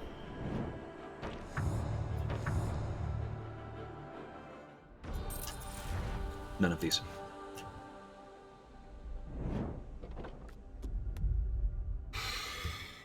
Okay, I am going to pick up one of these chains in preparation for the upcoming... Ooh, that crypt, huh? Okay. So I'm going to take the Blackfoot stash, then the crypt. Stash in the crypt? Is that what I want to do? Is that really what I want to do? What would I get rid of? Probably a strike? Probably a strike. No, I'm going to skip the stash in case there is something better underneath it. I apologize again. I am not feeling it for the reading it and doing the voices just this time. Jesus Christ! Okay, that is a lot. That's quite a bit. This guy actually does bleed, so he gets to die first.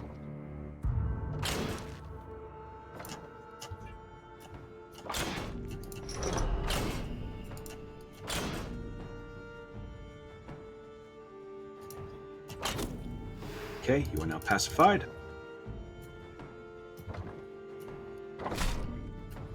Gotta pacify ourselves on our own terms, shall we?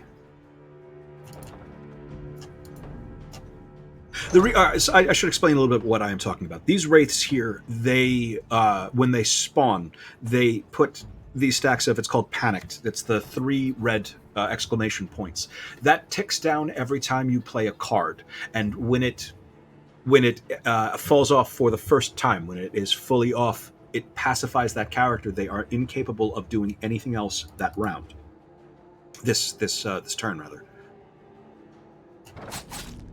Okay, he will just die from his bleed. Good. What do we work on next? I want to get rid of these wraiths because I don't like them. I don't like them at all. Whoops! Oh, I did not mean to do that. That's fine. It didn't actually hurt me. So, I think that these wraiths are bugged. What they are supposed to do is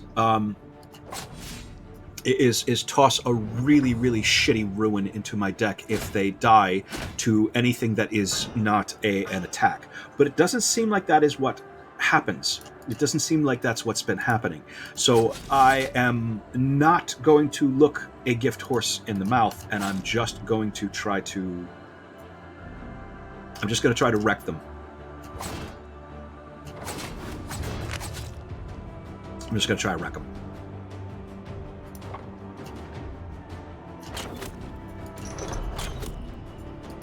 Get them down as quickly as possible, because I do not like them.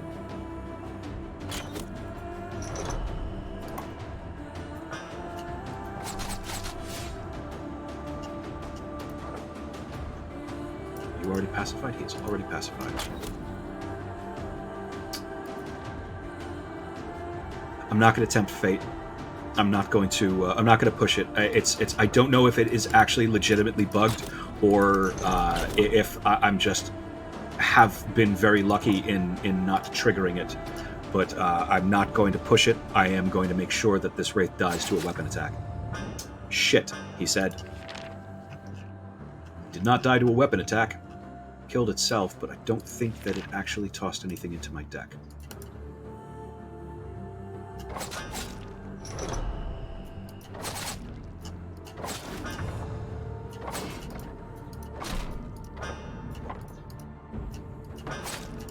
Okay, these guys can go fuck themselves. I don't care about these guys. Like they don't. They do a bunch of interesting things, but none of the things that they do is going to impact us. These guys came with this encounter, came with the Iris DLC, and if you look, you'll notice they have they do a ton of Iris specific stuff. Did you really put that shit into my deck? Oh, you did just now, huh? Possibly. No, maybe not. You know what? I'm done trying to work it out. So let's just say goodbye. Bye. None of these.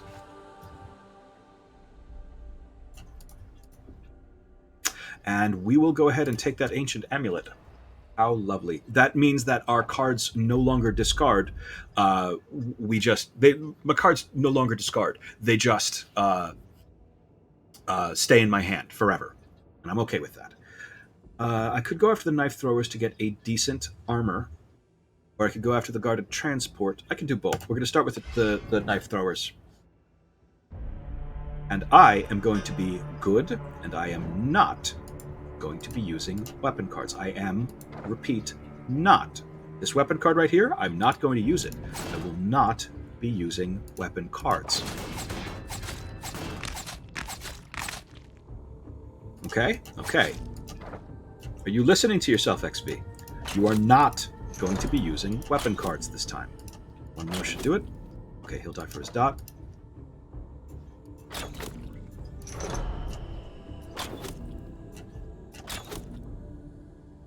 I'm going to be a bit inefficient to make sure that I get a kill. So that's 2 of these guys are down. Good. All right, and I want some of these things out of my deck. Not out of my deck, just out of my hand, because they're just going to stick in my hand for a while. because I've got Ancient Amulet, which is quite nice. All right. I think this should be about it. Did I really do that? Okay.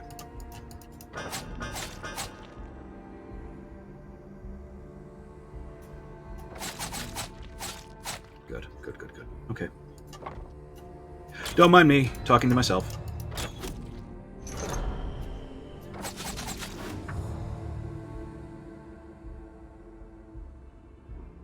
I will not. Maybe a little. Could maybe use a little, maybe once, just once. That's 25 damage, plus an additional 15 damage that he's doing this round. It will not be the end of the world. I can do it. Okay, yeah. And that will allow me to knock the rest of this down. Good.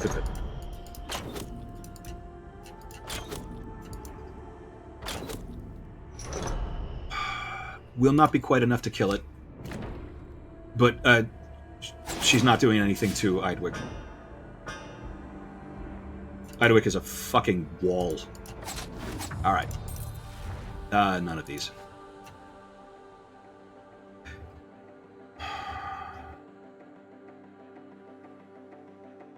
I really have not been making good use of this cleaver, so let's get rid of that.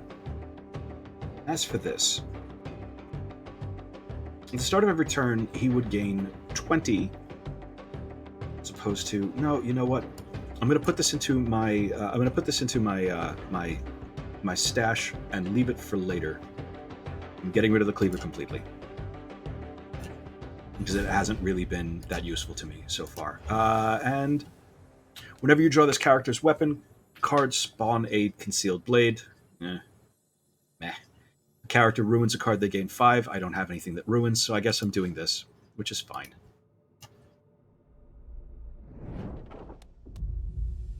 I'm going to go after the guarded transport for the elite combat.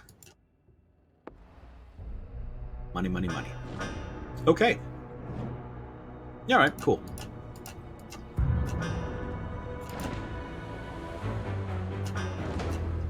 So... good, all right.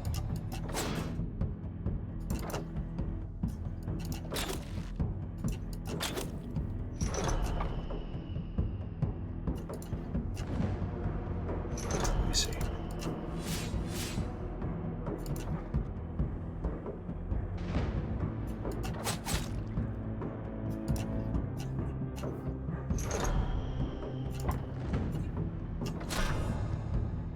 Okay.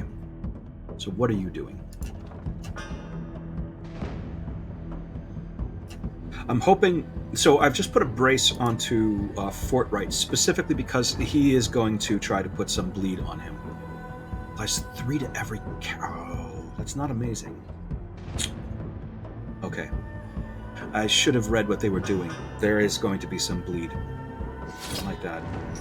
Oh dear, that's real bad. Oh, that's real bad. So Fortright is now taking 5 damage every round, and there's not a damn thing I can do about it. IDEWYCK is in a slightly better position, but I need this to be over. I need this to be over right now. I made a mistake.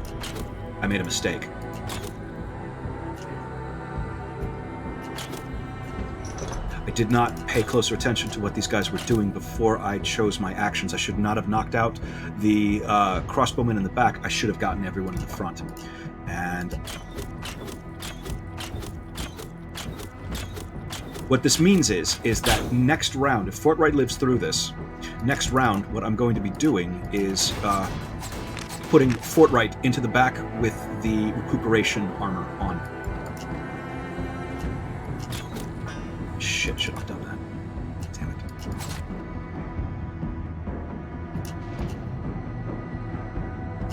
Ooh, cause for alarm. Serious cause for alarm.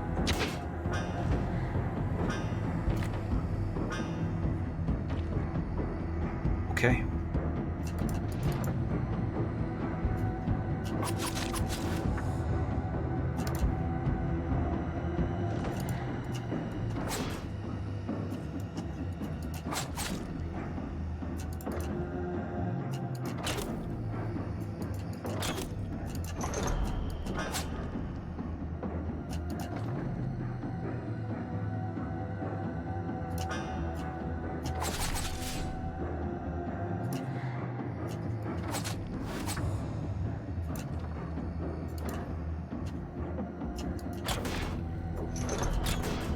Yeah, wow. Fort Wright is in really, really bad shape, and I need to do something about that immediately. Unfortunately, immediately is not really an option currently.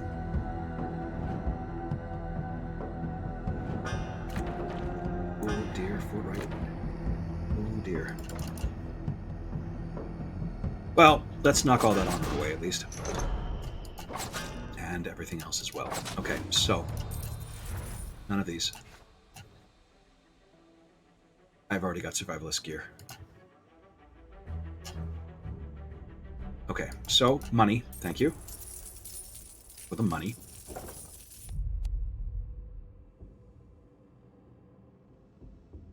I'm definitely going after that courage, but I guarantee you it's going to be Fort Wright that takes it in the friggin' face. All right, so here's what we're doing. We're moving the survivalist gear onto Fort Wright. We are going to also move Fort Wright back here. I'm going to change this around so that they can still get the benefit of the double team. My two Weasels are now in the back rank, and IDEWYCK is going to be covering the front by his lonesome for just a little bit. Oh, Cartwright, not bad. Okay, good. This encounter, basically always worth a go. It is a permanent max. It's a permanent increase to max stamina for one character in exchange for 10. Oh dear. Oh, you absolute prick. Okay. So first of all, of course it would be fucking halberdiers. Halberdiers hit rows. So this guy right here is actually, as of right now, Fort Wright will die this round. So what we're going to do is first we're going to boot this dude away so that now he do not. And it's going to give Fort Wright some more time to recuperate. A bit more time to recuperate.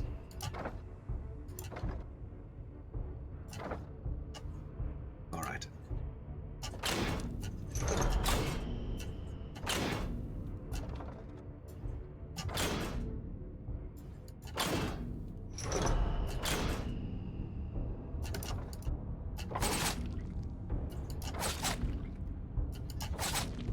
Okay, good.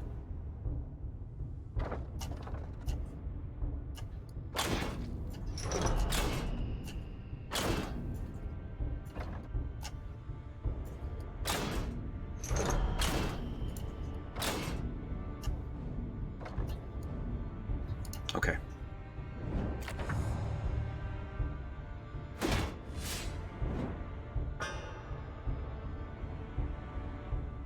All right, well, first things first.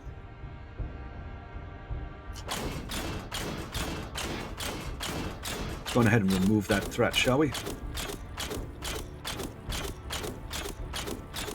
In your own time, Fort Wright.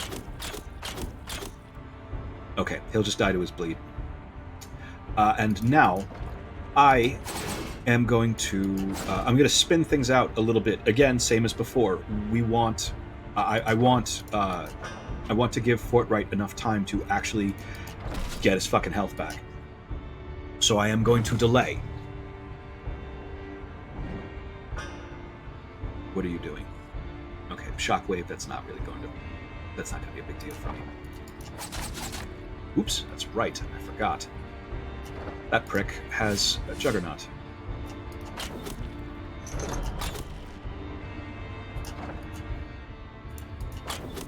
Yes, buddy, I love you too. Good boy. Yeah.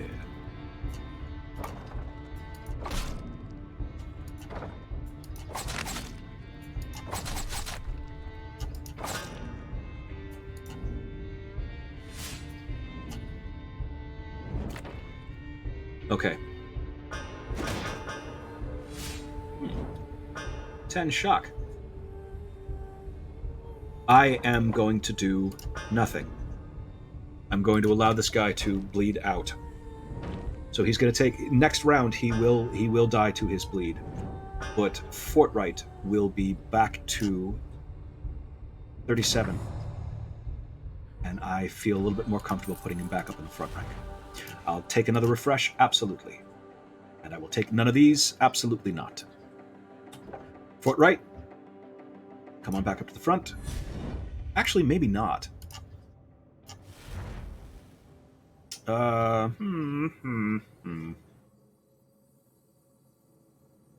Scar is not a bad talent.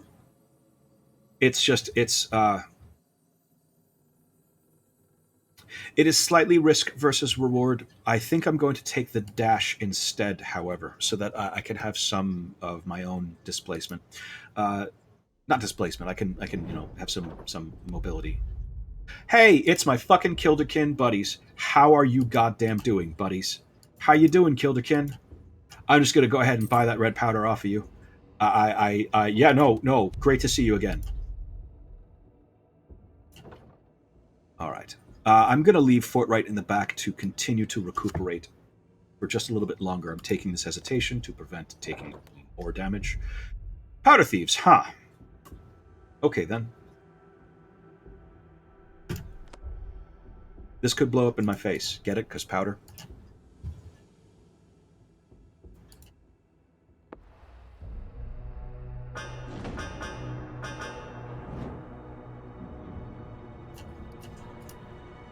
Okay. So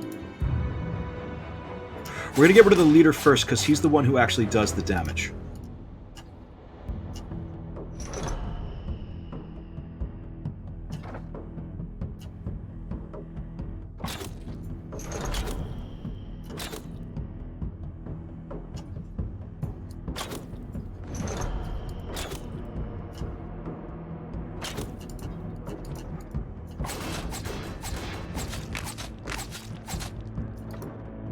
He will actually die to his bleed, so all set.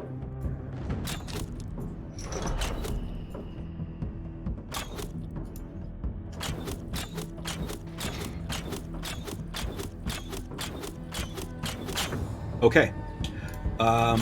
Yeah, we're done already. Wow, that was pretty scary. That was actually extremely efficient. Okay.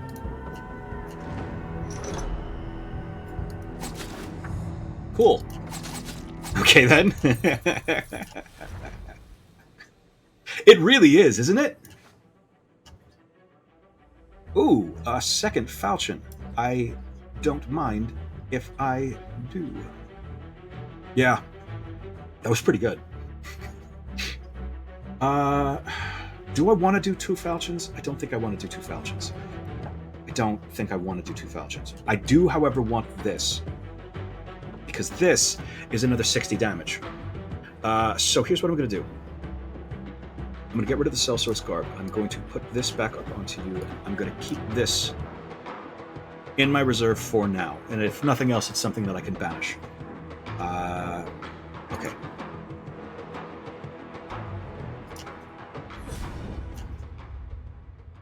Get you back to where you were. Okay. I might want to do that for. I might want to do that again for to recuperate with IDEWYCK a little bit.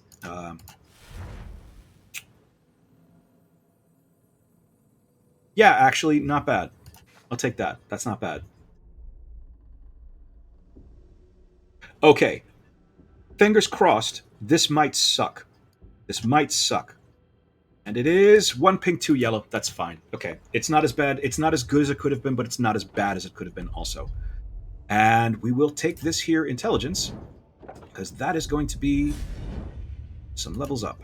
That is now, Cartwright is now max health. Not max health. Max, you understand what I mean, right?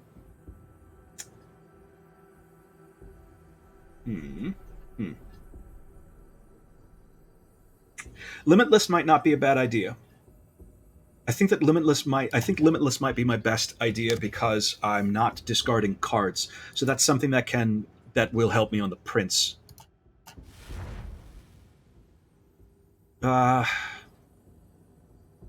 Entrench, huh? Yeah, I'll take an Entrench. Sure. I'm also going to take a Relic Knight, because that Relic Knight is going to permit me to change one of my talents into a Strange Mists. And that Mists is going to be worth health, basically. A lot of health. And it will resolve my problems with It will resolve all of my problems with bleeds.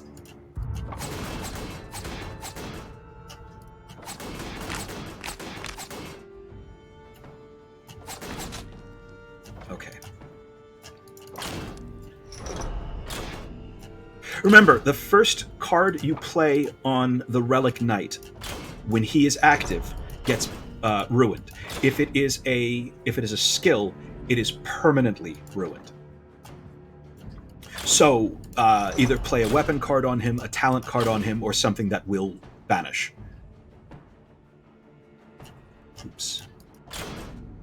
Now, this is going to kind of suck. It's going to kind of suck. Okay. This might actually kill him because he doesn't have any... He has no health to gain back.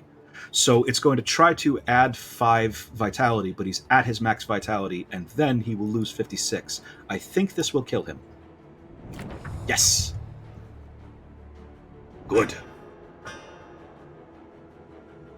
I'm alright with that. Now this, I believe that this will be a big nuke the same as the upper hand. And it fucking is. Look at that. Okay, well, the bottom just dropped out of this encounter. Jesus Christ. I don't need another invigorating blow, and I'm not going to take that wall brawl. Low fort right. And, yeah, actually not bad. I'll take this. This is fine. Especially if you're going to be in the front rank. Brawler is okay. At the end of the turn of 3, it says if 3 or more enemies are intending to attack this character, gain 1 anticipation. But what this actually is the number of incoming attacks, not the number of characters that are attacking him. So this is, if a multi-strike is aimed at Fort Right, this will translate into a stack of anticipation. And I'm going to take change the talent into Strange Mist, and the talent that I'm going to change into Strange Mist will be Retaliate, because it has come in handy precisely 0 times. Okay, Called by the Cold, and then the Informant task. Here we go. All right.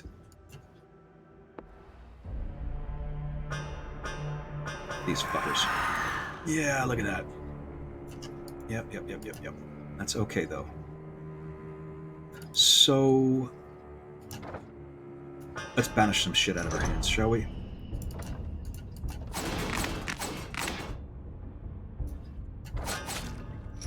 Yeah, that's fucking insane. I am not going to tempt fate. I'm just going to kill it. That's what's going to happen. I'm just going to fucking kill it. And also, these guys aim directly at my characters, so I am 6. Okay. This is going to. You notice every time I hit this, it ticks the panicked down, ticks it down, and now he is pacified.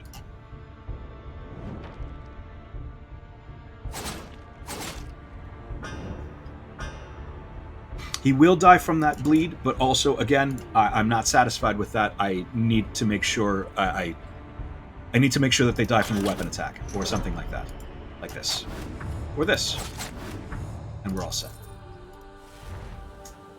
None of these. I've already got a Strange Mist. Okay. Yeah. All right. Cool. At the end of their turn, all bleeding on this character is removed and converted into charge. That's not bad. So any of these 3 would be quite good. I'm leaning towards Brawler because I do already have a Strange Mist to deal with my bleed problem. So I'm going to take the Brawler. And that is that. Salvation is a phenomenal card. We are in excellent shape. He said, tempting fate. All right, now I did pick up 1 extra chains. So hopefully this should go by pretty quickly. Hopefully. Now, one thing that I have noticed is that Yeah, opportunist doesn't seem to work on barricades.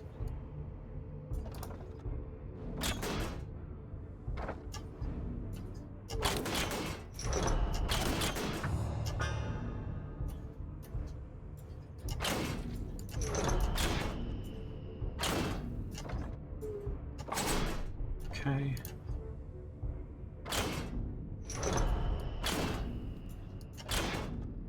This incoming damage is nothing special. I should be fine.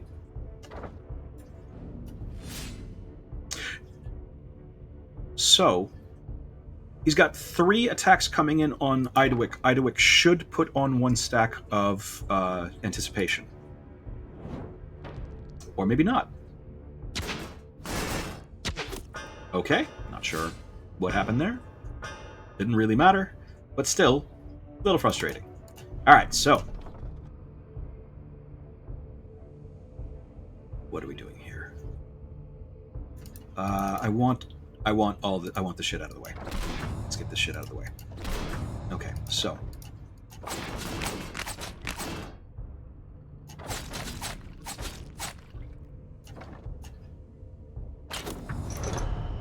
You're gonna die to bleed.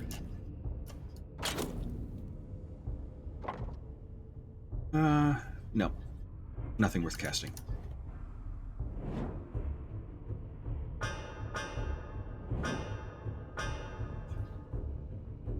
Okay, so.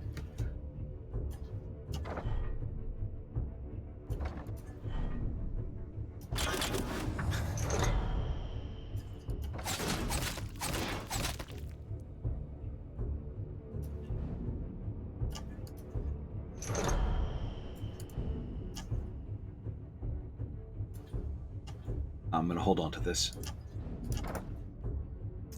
Dying to his bleed, dying to his bleed.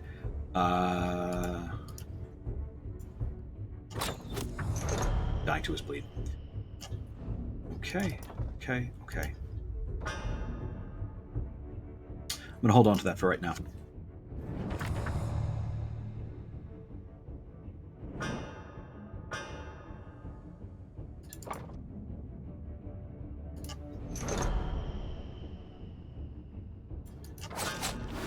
Okay, so here's what I'm going to do. I'm just going to clear some space out of my hand. That's all I'm doing. I'm clearing some space out of my hand. This whole thing is very much in, we're under control, but I do not want to fill up my hand and thus not be able to pull on a new chains.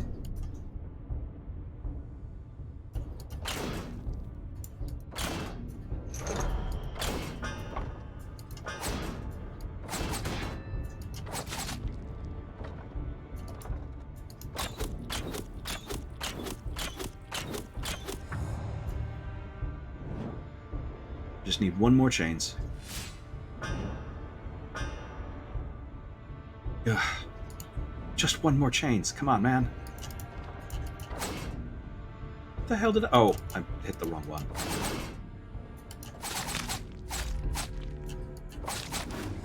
Okay. I don't have another change in my... Alright then. They're all in my draw pile. My discard pile, rather. Alright, so...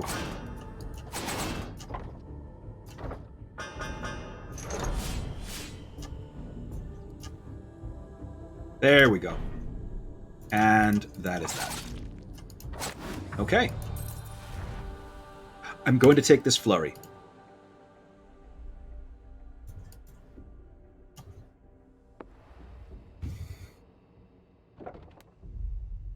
Okay. We'll check out to see what the Lightfoots actually have. Sometimes they have reinforcements, which they don't this time, so there's nothing there that we need. Okay. The slightly stronger combat. All right.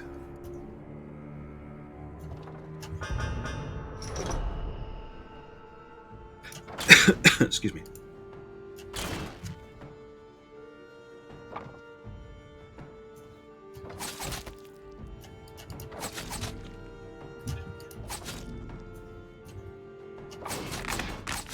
Okay, well.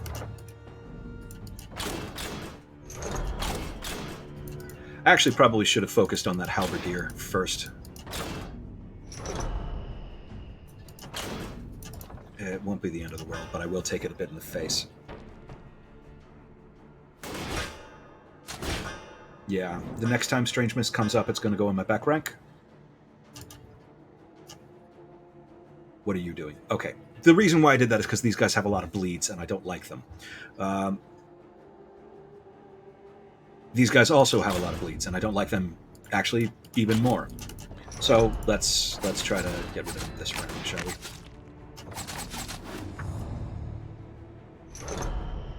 Hey, look at that. Lots of health. Lots of health. Okay. He's just going to knock through that barricade. That is fine. Let him.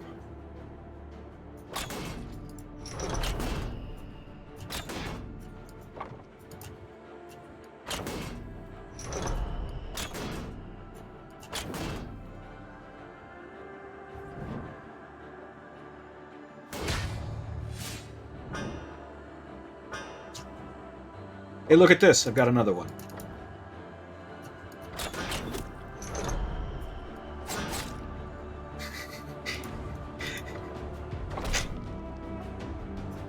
All right.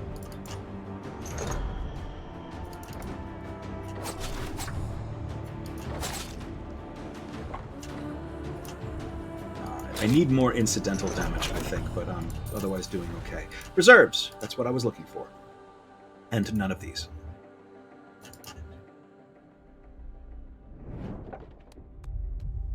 Okay. So let's take a look at some weapons, and then some more weapons, shall we? What you got? Another fucking falchion. Another falchion. Another falchion. All right, then. I'm going to get rid of this warbow and actually replace it with the two falchions. Because I am past the point...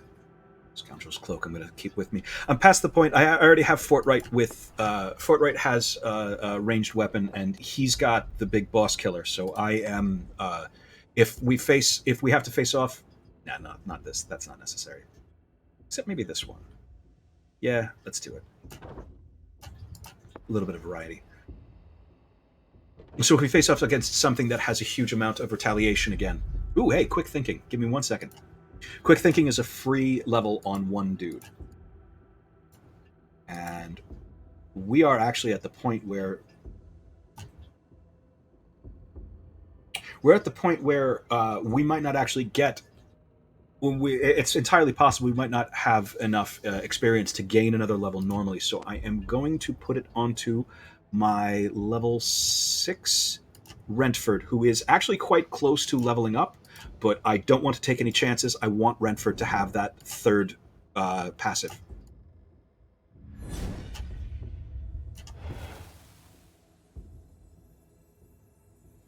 Okay, well, this would have been nice a while ago, but it does mean that this dude is coming up to the front row, potentially. This would be really cool. Phantom is neat, but I don't have any ruins to play. So I'm going to take on Holy, bump this up by 1, and honestly, I think that's going to be about all I need to do here.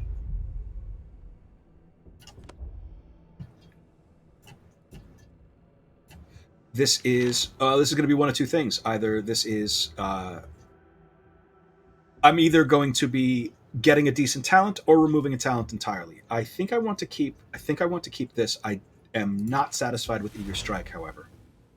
Oh, for fuck's sake. All right, then. I'll take a Reckless Burst. Fine.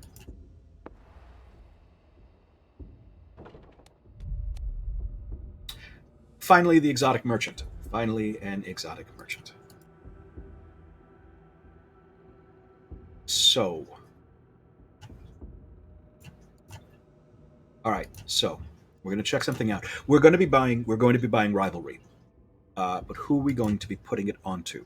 The obvious choice is Cartwright, and it would take the place of Attrition. But Cartwright also does have Opportunist, which means I'm not really doing a whole lot with strength bombs with this particular mouse. Rentford is my... Nope, not Rentford. Rentford is not my option. Sorry, Rentford, moving along. Fortright is my other option and would take the place of this dash. And the reason why I would do this is because of Arterial Rupture, specifically and exclusively for Arterial Rupture and possibly also this Expert Bow.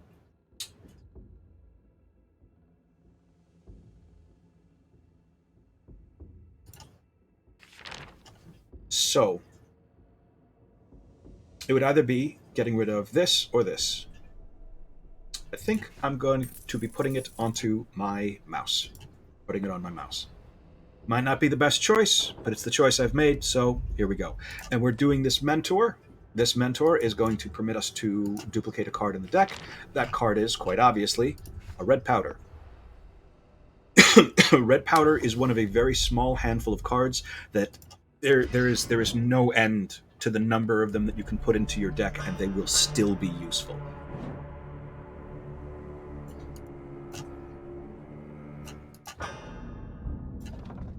Okay.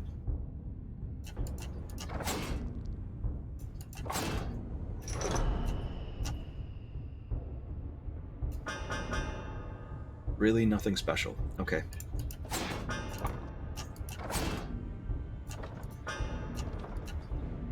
I'm going to hold off on overloading them with bleeds for just yet.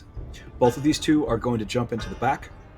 Now, this is my opportunity. If I can draw a whole bunch of powders, this is my opportunity to really fuck some guys up, which is exactly what's about to happen.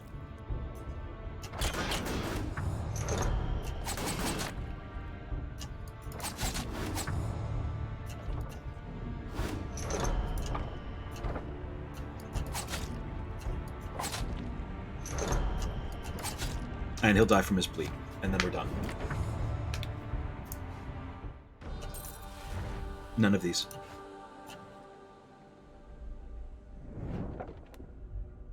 Quick round, get everyone back up to full health. And that's it.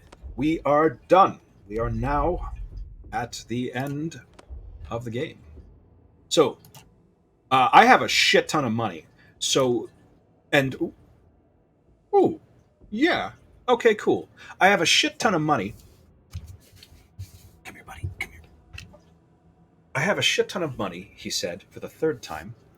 This is a great looking... by the way, this is a fucking great looking beaver, and I'm almost definitely going to take this. What I like especially is Diversion. Diversion causes cards that would otherwise banish to instead discard. Now, that might be a huge pain in the ass with all of my shivs. However, my mouse happens to have a couple of ridiculously huge nukes that all banish. So this is a giant maybe. This is a really big maybe. Rondel Dagger is okay. Don't really care about the Tower Shield. Sorry, buddy. You are getting all over everything.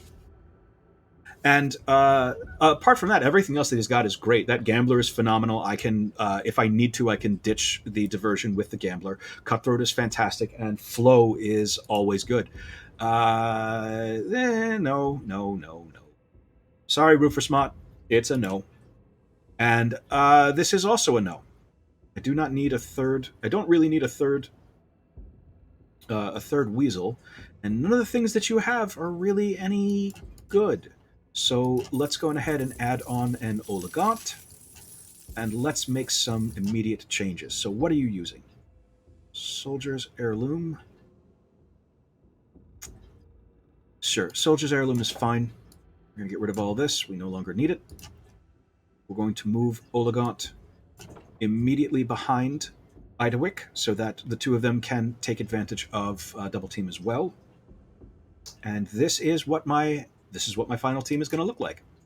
And away we go.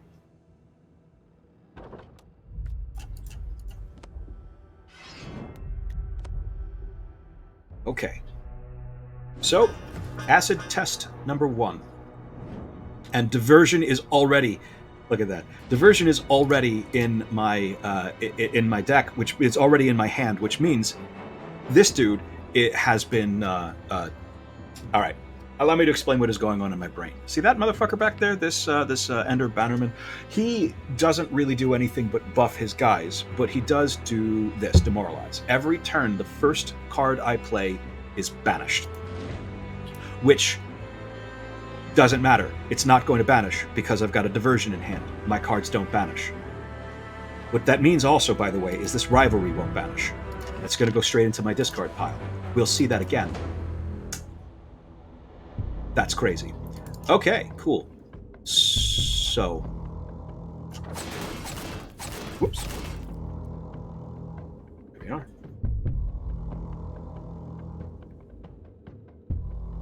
All right. Give me a moment. I'm thinking some things over.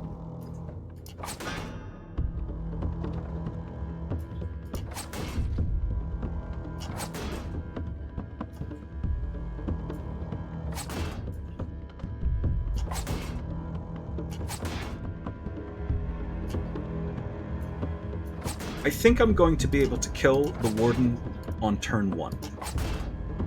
This does suck because it is going to just absolutely fill my my discard pile with these concealed blades, but it's potentially worth it. Potentially.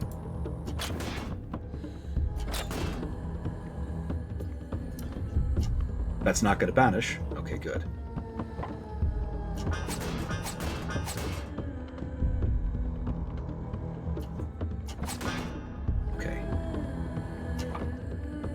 So, go make yourself a drink or something. We'll be here for a little while.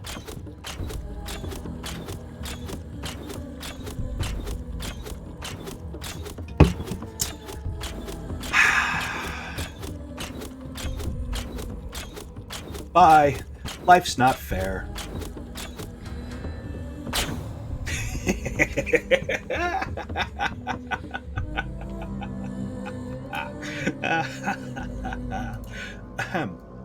So,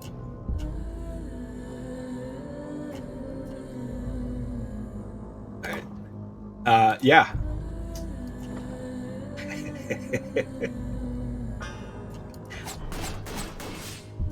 It's pretty silly, but yeah. Okay, all of the teeth have just been taken out of this fight. This is now basically nothing. We are set for the prince. But I do not know if I don't know if I'm going to be able to do that for the prince. I do not know if I'm going to be able to do that to the prince. Let's get rid of that trench. We don't need it anymore.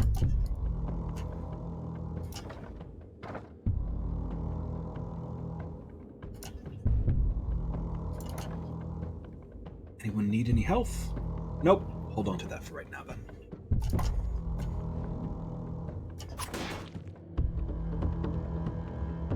Right.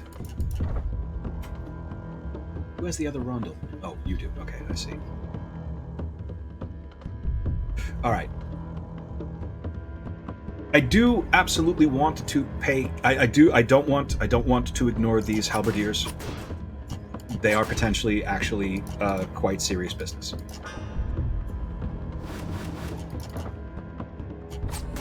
I take it back.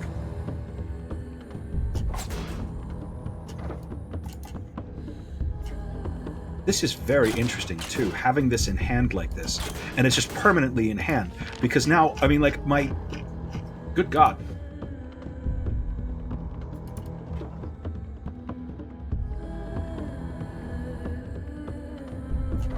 Yeah, my deck has become unwieldy. It's a bit big. It is somewhat sizable. Oh, you know what I should be doing also is allowing this asshole to tick down.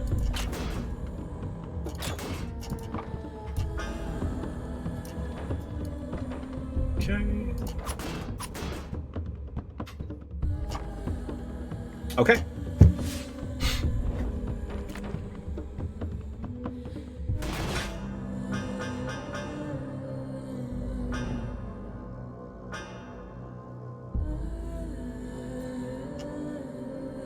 Okay. You.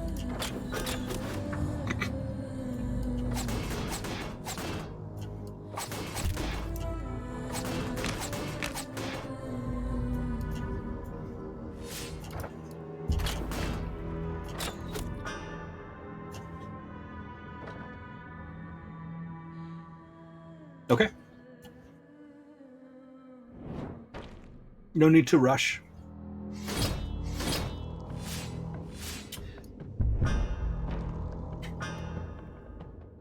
Not super concerned about it. Because of this. There we go. Let's see.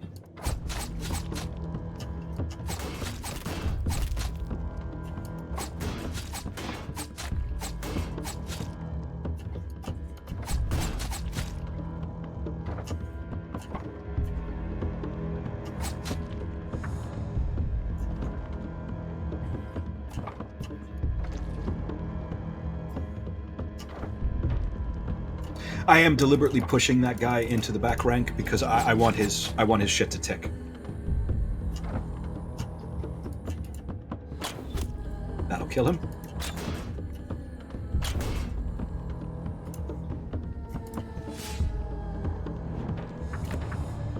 There we go.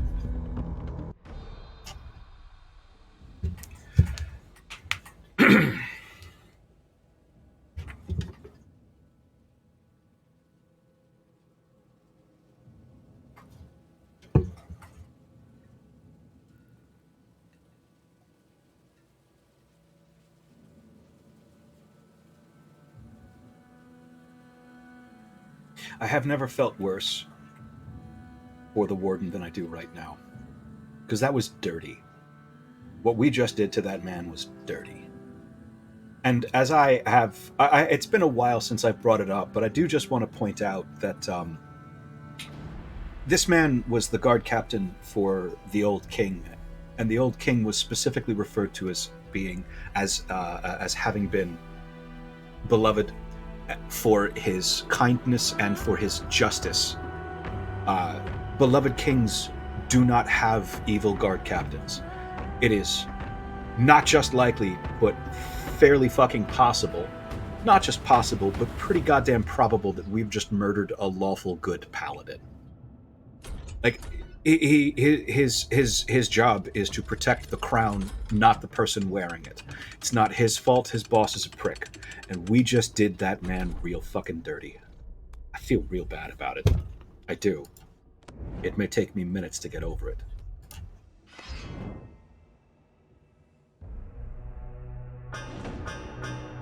And then there's this guy.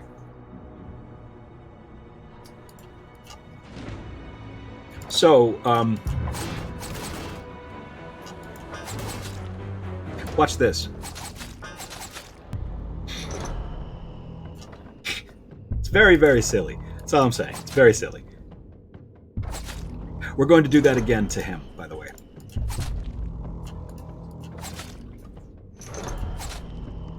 Partially because it's the combo that I have here is absolutely it's fucking top notch, but also because while I'm waiting for 46 strikes of arterial rupture to resolve, I can sit here and snuggle on my buddy Nemo. How you doing, Nemo? Look at that.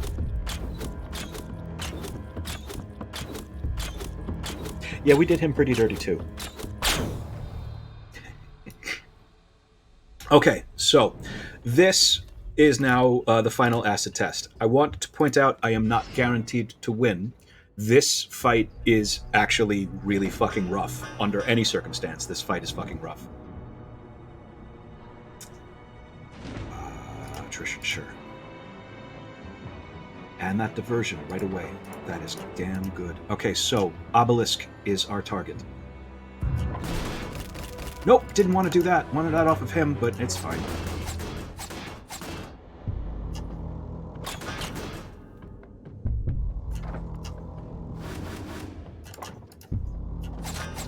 All right. Well, that's just yanked the teeth out of this fight.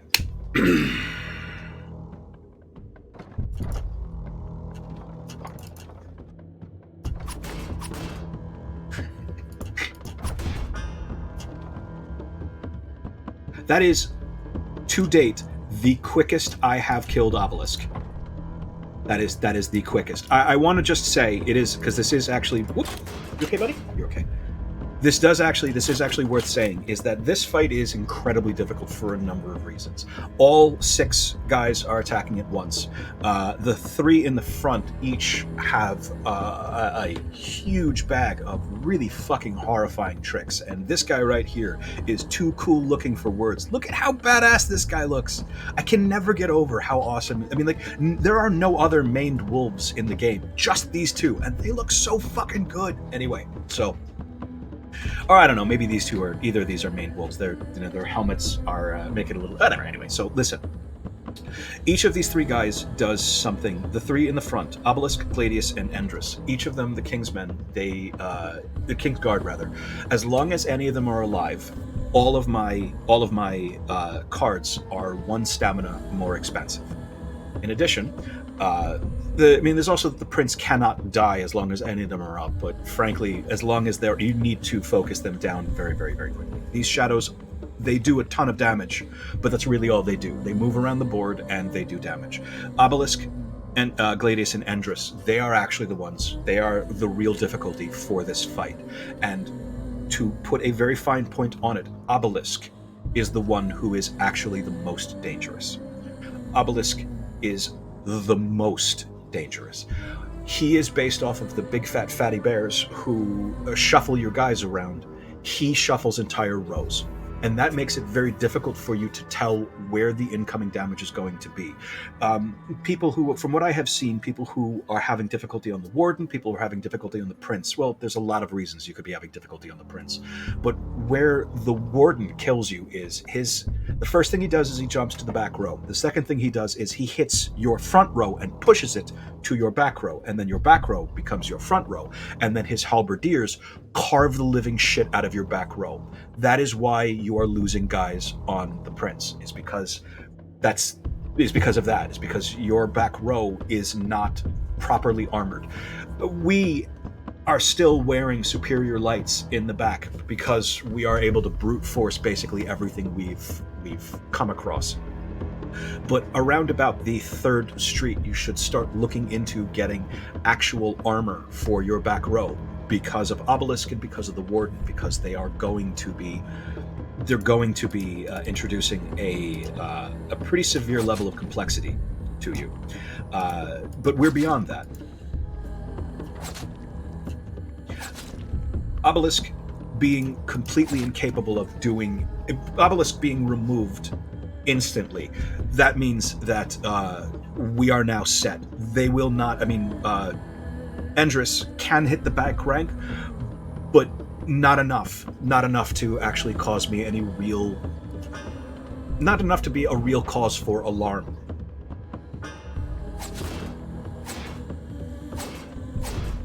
Obelisk needs to be your first target, is what I am saying. In the Prince fight, you should do everything you can. Oops, hey buddy. Whoop, whoop, whoop, whoop. There we go. In this fight, in the Prince fight, you should do everything you can to try to get Obelisk down as quickly as possible. Once Obelisk is down, this fight loses a lot of its difficulty. Gladius is dangerous. He does a lot of things involving fucking with your weapons and throwing around taunts. Endris throws these horrible repeating 15 damage cards into your deck, and also he's based on halberdiers, so he does hit rows. But neither of them are as dangerous as Obelisk. Obelisk is what fucks you. And I am what fucks them. Yeah, I'm gonna sound tough. I think I've earned it. I think I've earned a little bit of talking tough. Jesus fucking Christ, man.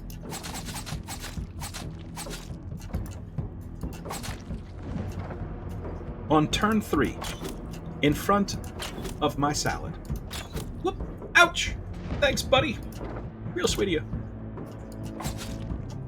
This diversion, so Oligond, the only reason why Oligond is here is for this diversion, so that I can keep on bringing these giant nukes into my hand. Or at least so that I don't lose my giant nukes after using them. But as it turns out, honestly, I don't think that was even necessary.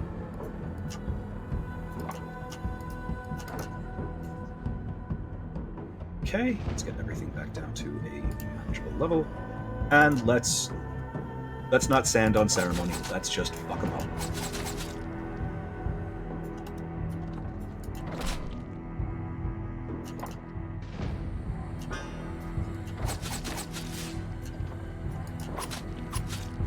Yeah, Endris is in some trouble. As soon as Endris dies, by the way, the prince is completely fucked.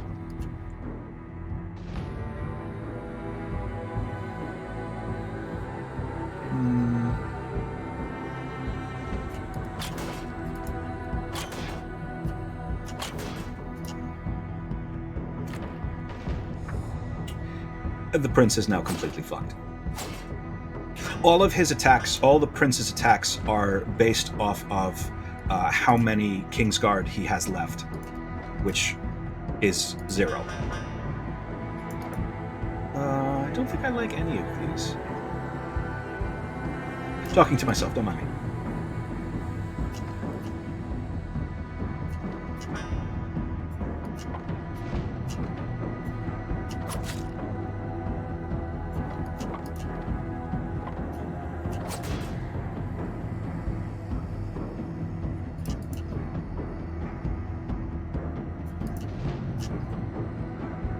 There you are. Okay, so let me clear up a little bit of space. Clearing up a little bit of space.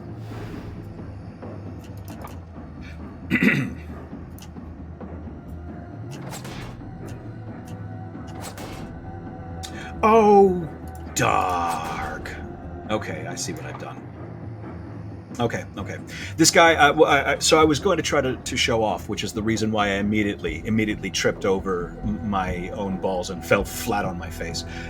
Every time I try to show off, this happens. So the prince has magnificent plate. I was going to start building up an arterial rupture bomb, but I am not able to do that because the prince cannot bleed until he is until his armor is below 60.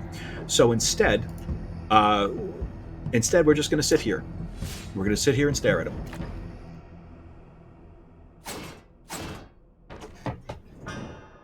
That's what we're going to do. We're just going to sit here and look at you.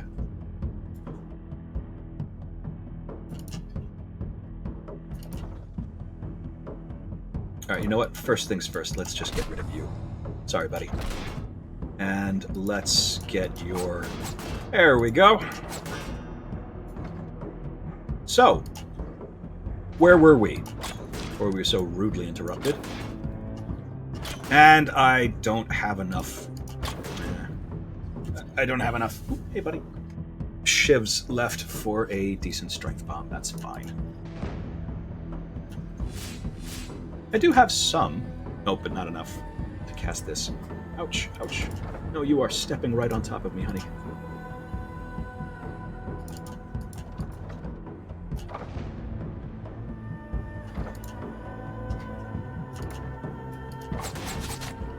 Okay. Let's spin this out one more. And this should be it. There we are. Hey, look at that. Hey, look at all these concealed blades. Wonder where I got all these from. Huh? How you doing, Prince? You feeling good about your choices? Just out of curiosity, are you feeling good about your choices? Because I feel like I would be filled with regret right about now. Watching as a weasel systematically rips away all of my health, step by step. Okay, GG. I still don't have it in me to read the prince's closing monologue. I apologize if you're watching this for the first time. He is telling us why he did what he did, which was he killed his father, the king, and he burned down our home and murdered a whole bunch of people, all of our friends and family and all and whatnot. And the reason why is because Daddy didn't love him enough. Wow, I was pretty good, right? That was not. It's like that's and also I managed to do it within 3 hours. Neat. Okay. Uh, GG. I honestly thought this was going to fall apart at Spitter. I really, really thought that that was going to be the end, because that got really, really hairy for a second there, and then not. And immediately after that, it was not. We big thumbs up emoji. All right, so that is the way good god, so that's what I've decided I'm going to be doing moving forward, at least for a little bit, is just grabbing some random oaths, randomizing them, and then seeing if I can still beat the game. Thank you guys very much. Thank you guys very much for coming along. I appreciate you both, and I appreciate if you are watching this on my YouTube channel. I don't know why you've just spent 3 hours watching a middle-aged man play cards aggressively at bears, but you know what? It's your life. You do what you need to. I love you all. Please call your mother. She misses you. Happy Father's Day to those of you to whom it applies. Not a problem, Jens. Thanks for coming along. Literally, thank you guys very much. It really, really means an awful lot to me, because today has been a very rough day, and the two of you, like, having an active chat actually is pretty cool, and I appreciate you both. And if you're listening to this, if you're watching this on my YouTube channel, I appreciate you too. Call your dad. It is Father's Day tomorrow. If you are not American, it is probably not Father's Day tomorrow, but call your dad anyway, because he probably misses you. And your mom. I know that she misses you. Thanks very much. You guys have a great day, and good night.